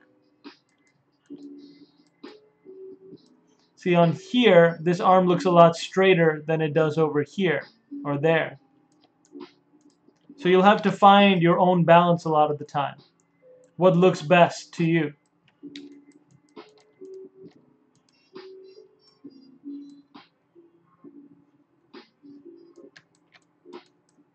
I can tell from this, though, that this character's head is more ahead, like forward of its body, than mine is.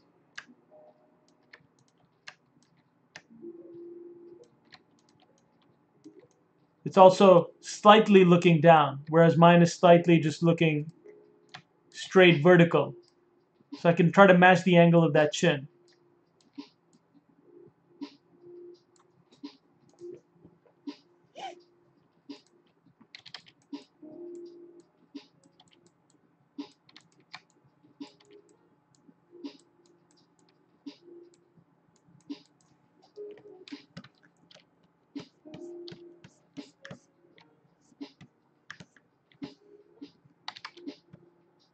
It's crazy how all these characters look just so basic until they start looking good. But it helps so much to just think about your proportions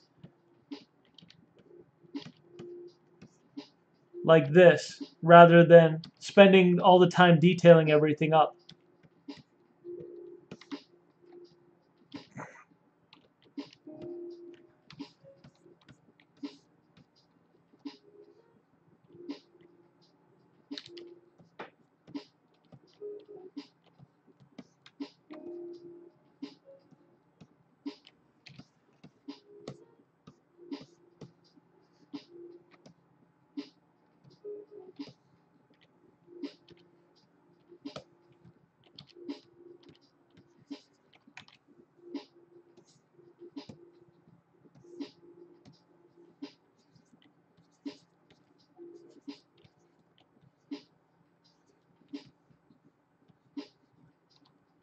I'm going to draw in a little bit of the eye direction, and a little bit of the nose, a little bit of the mouth.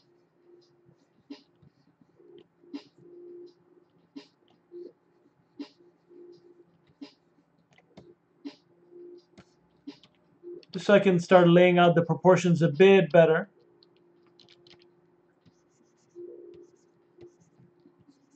But I can either sculpt this here at pose, or I can sculpt the character's head at T-pose, which might be a better idea, but we'll see.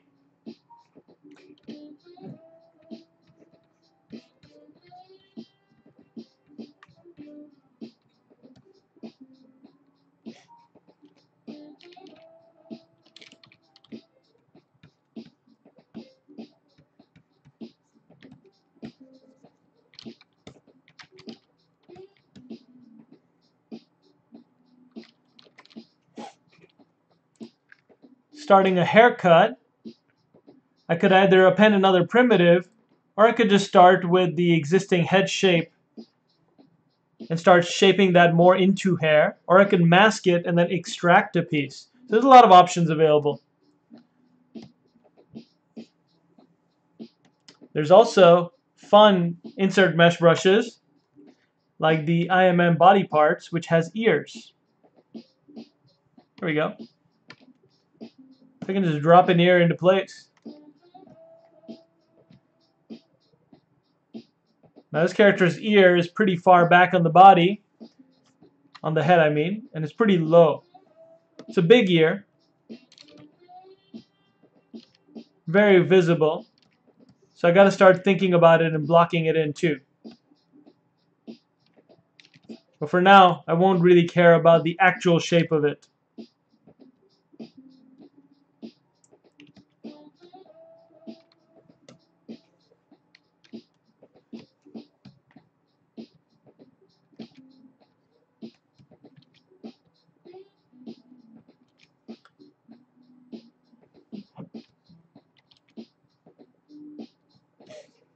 The problem with the ear is that it looks like it's only on the one direction. Indeed it is. So what I can do is mirror over the one I have.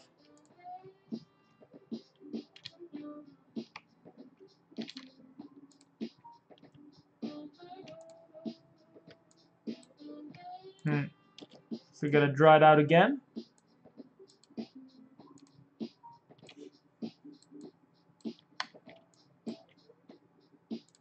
Select just that ear, split it off.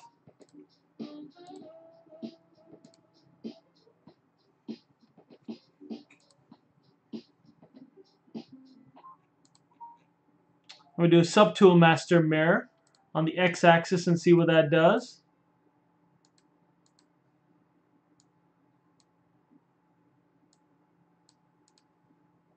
See where it put that ear for us.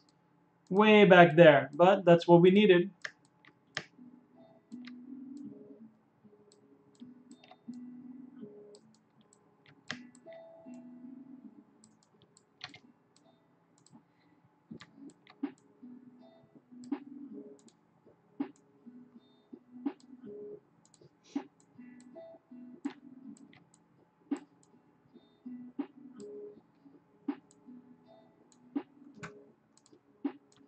You know, I might just sculpt this character at pose. It'll be a bit more work, But we'll see. It'll help me find that character's expression.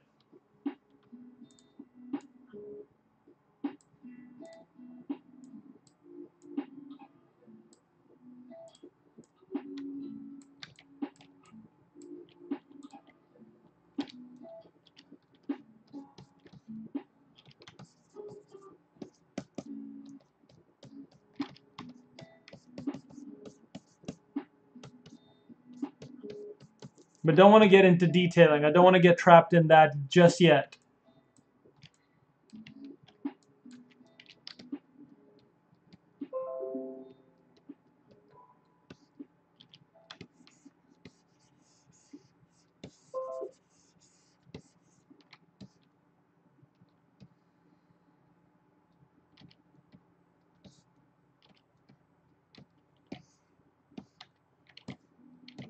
Let's make a little hair mesh for this character. Let's just get the pose looking anatomically better.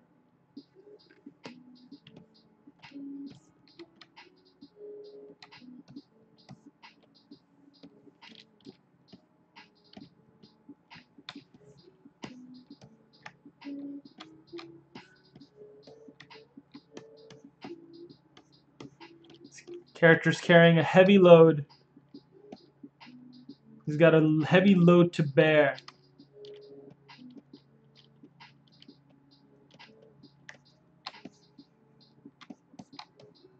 I can relate. All of us have our responsibilities, our crosses to carry.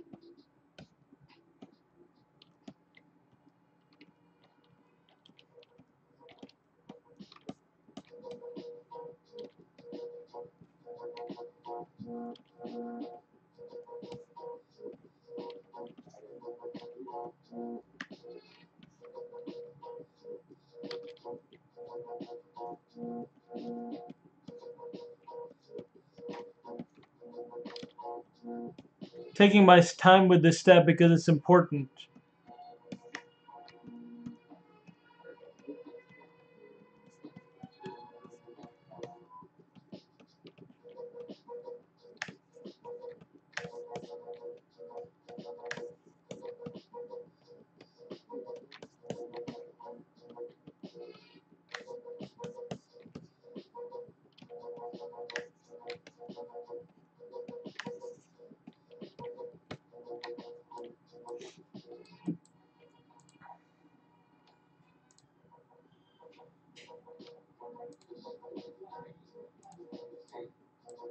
Insert a cube in here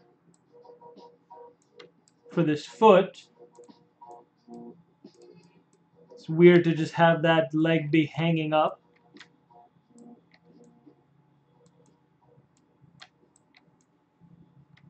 That'll do for now. But I want to make sure I split it off into its own thing. And then Dynamesh it.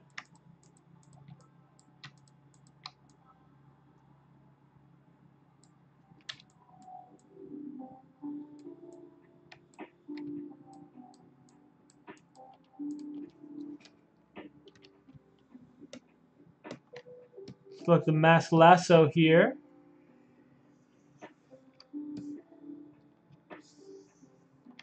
Select a bunch of the area that I want there to be hair.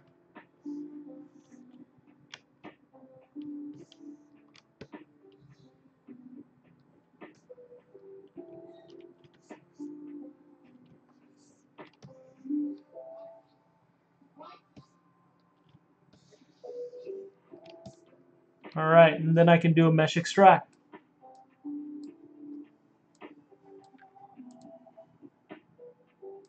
Under Subtool, Extract. And if that looks good, I can press Accept, drop the mask here, and then start sculpting this up.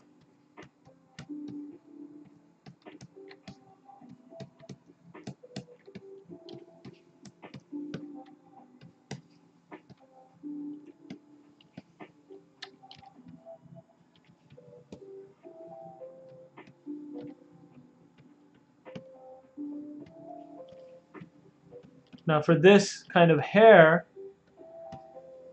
I just want to get a sense of it, just a little hint. Mostly still thinking about the shape, but it would be good to get a little sense of directionality in the hair as well. So I can turn on my Sculptris Pro, Dynamesh,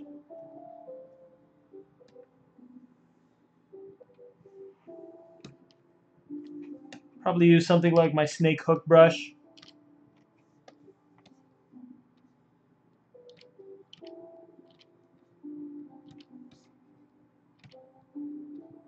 And find those separations.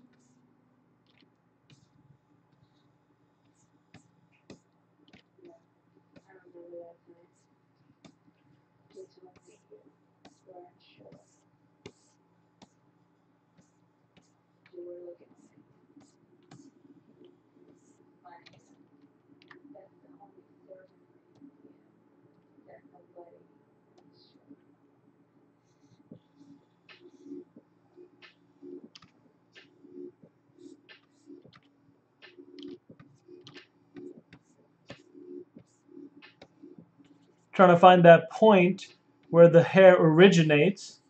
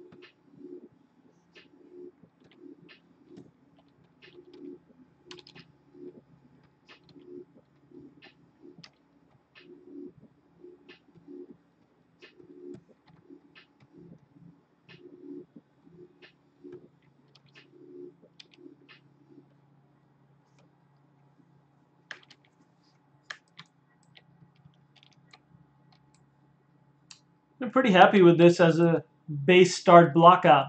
I think I'm probably going to add the shoe and the hands, and that's about it for now. Let's see.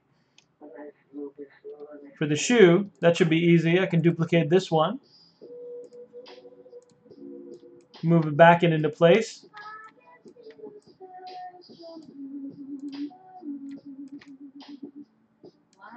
Rotate it up and around.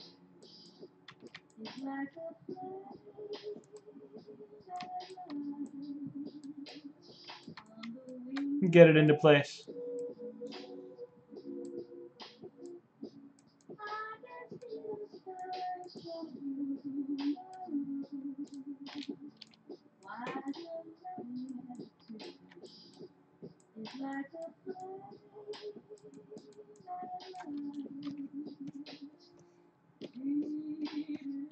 Might show more of the bottom of that boot there. Or, if I want to provide extra support, I can stretch that boot up and under the character's butt.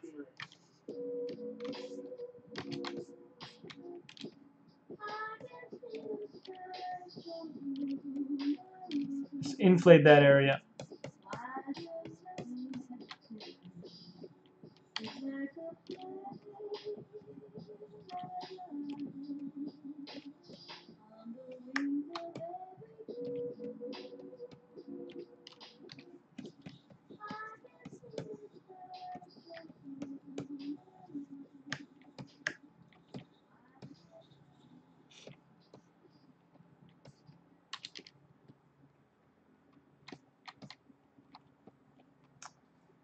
And for the hands, I'll just use something like a sphere for now.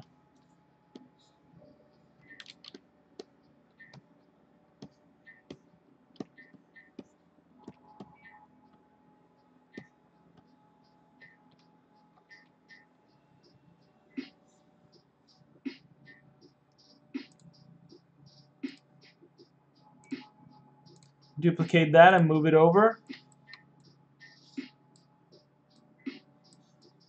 For the other hand.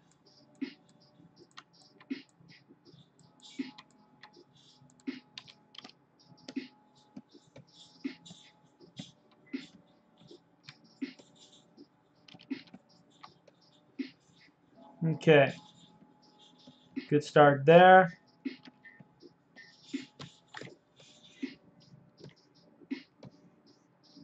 And I can readdress the base. Probably need to scale it up again.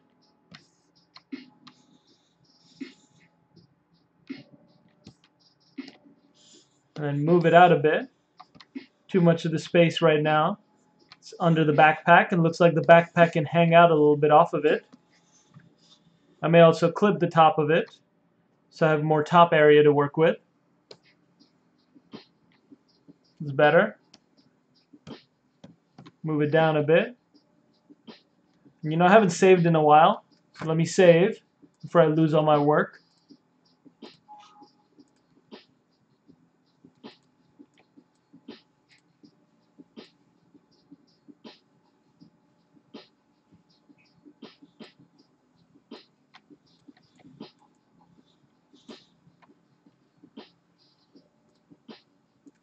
I'm going to duplicate this up as well.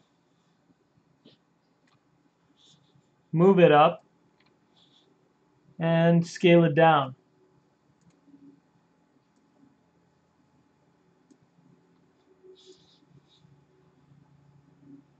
To simulate the gravel coming up out of the ground.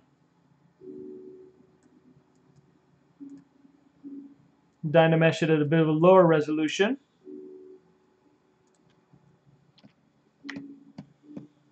Doesn't matter anyway because I had Sculptris Pro on. You turn that off for a second because I'm just going to want to hint at the gravel for now.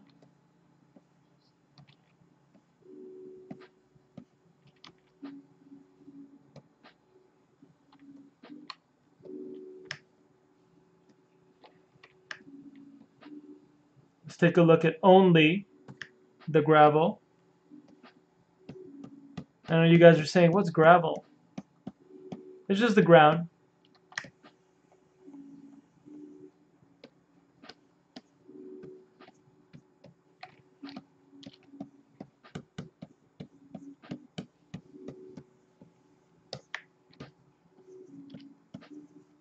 Rising up a bit more in the center.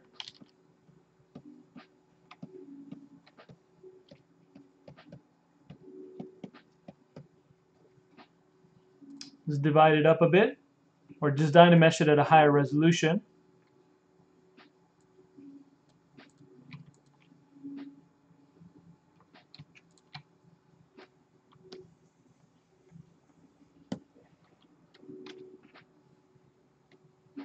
And for now, just to give it a sense of ground, you can sculpt some cracks along there. So it's obvious to me that it reads as ground.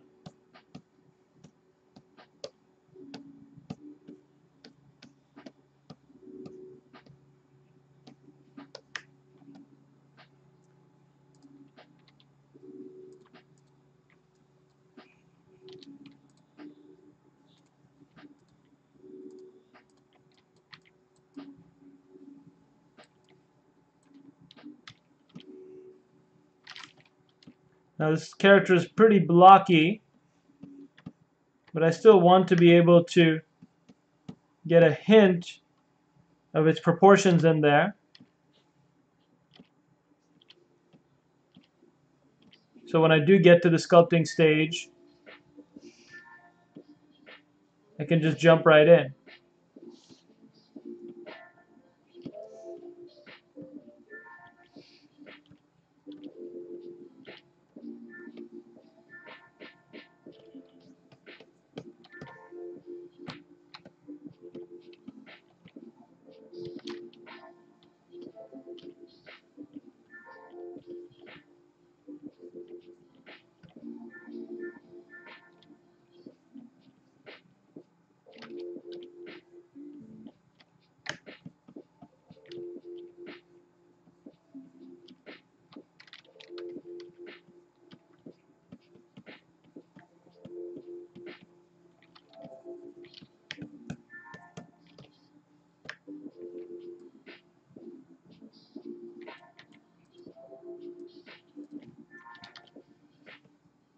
Might still adjust as I go, but that's a pretty good start to our proportions and our base mesh.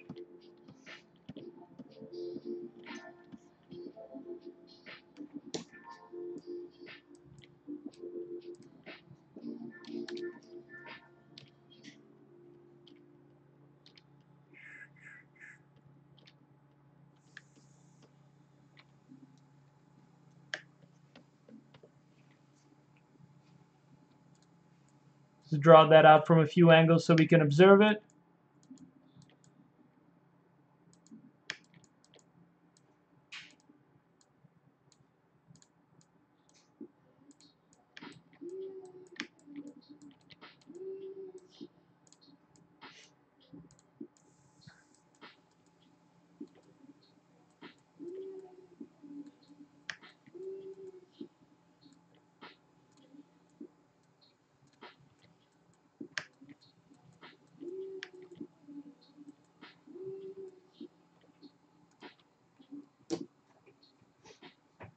And that is it for this stream, guys. Just wanted to show you a bit of my process starting a character.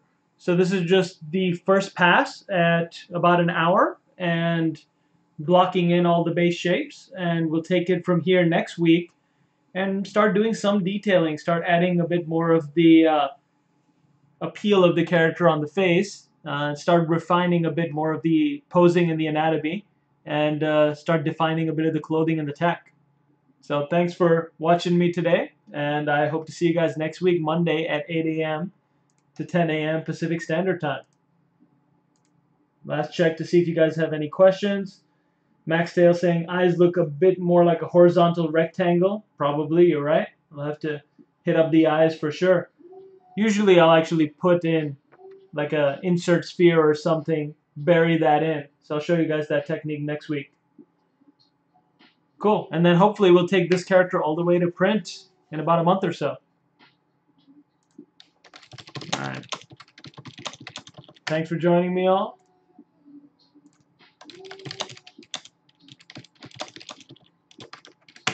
And I will see you guys next week. Stick around if you're still here for Shane Olson's should be starting in 11 o'clock or so, so about in an hour. All right, guys. Laters.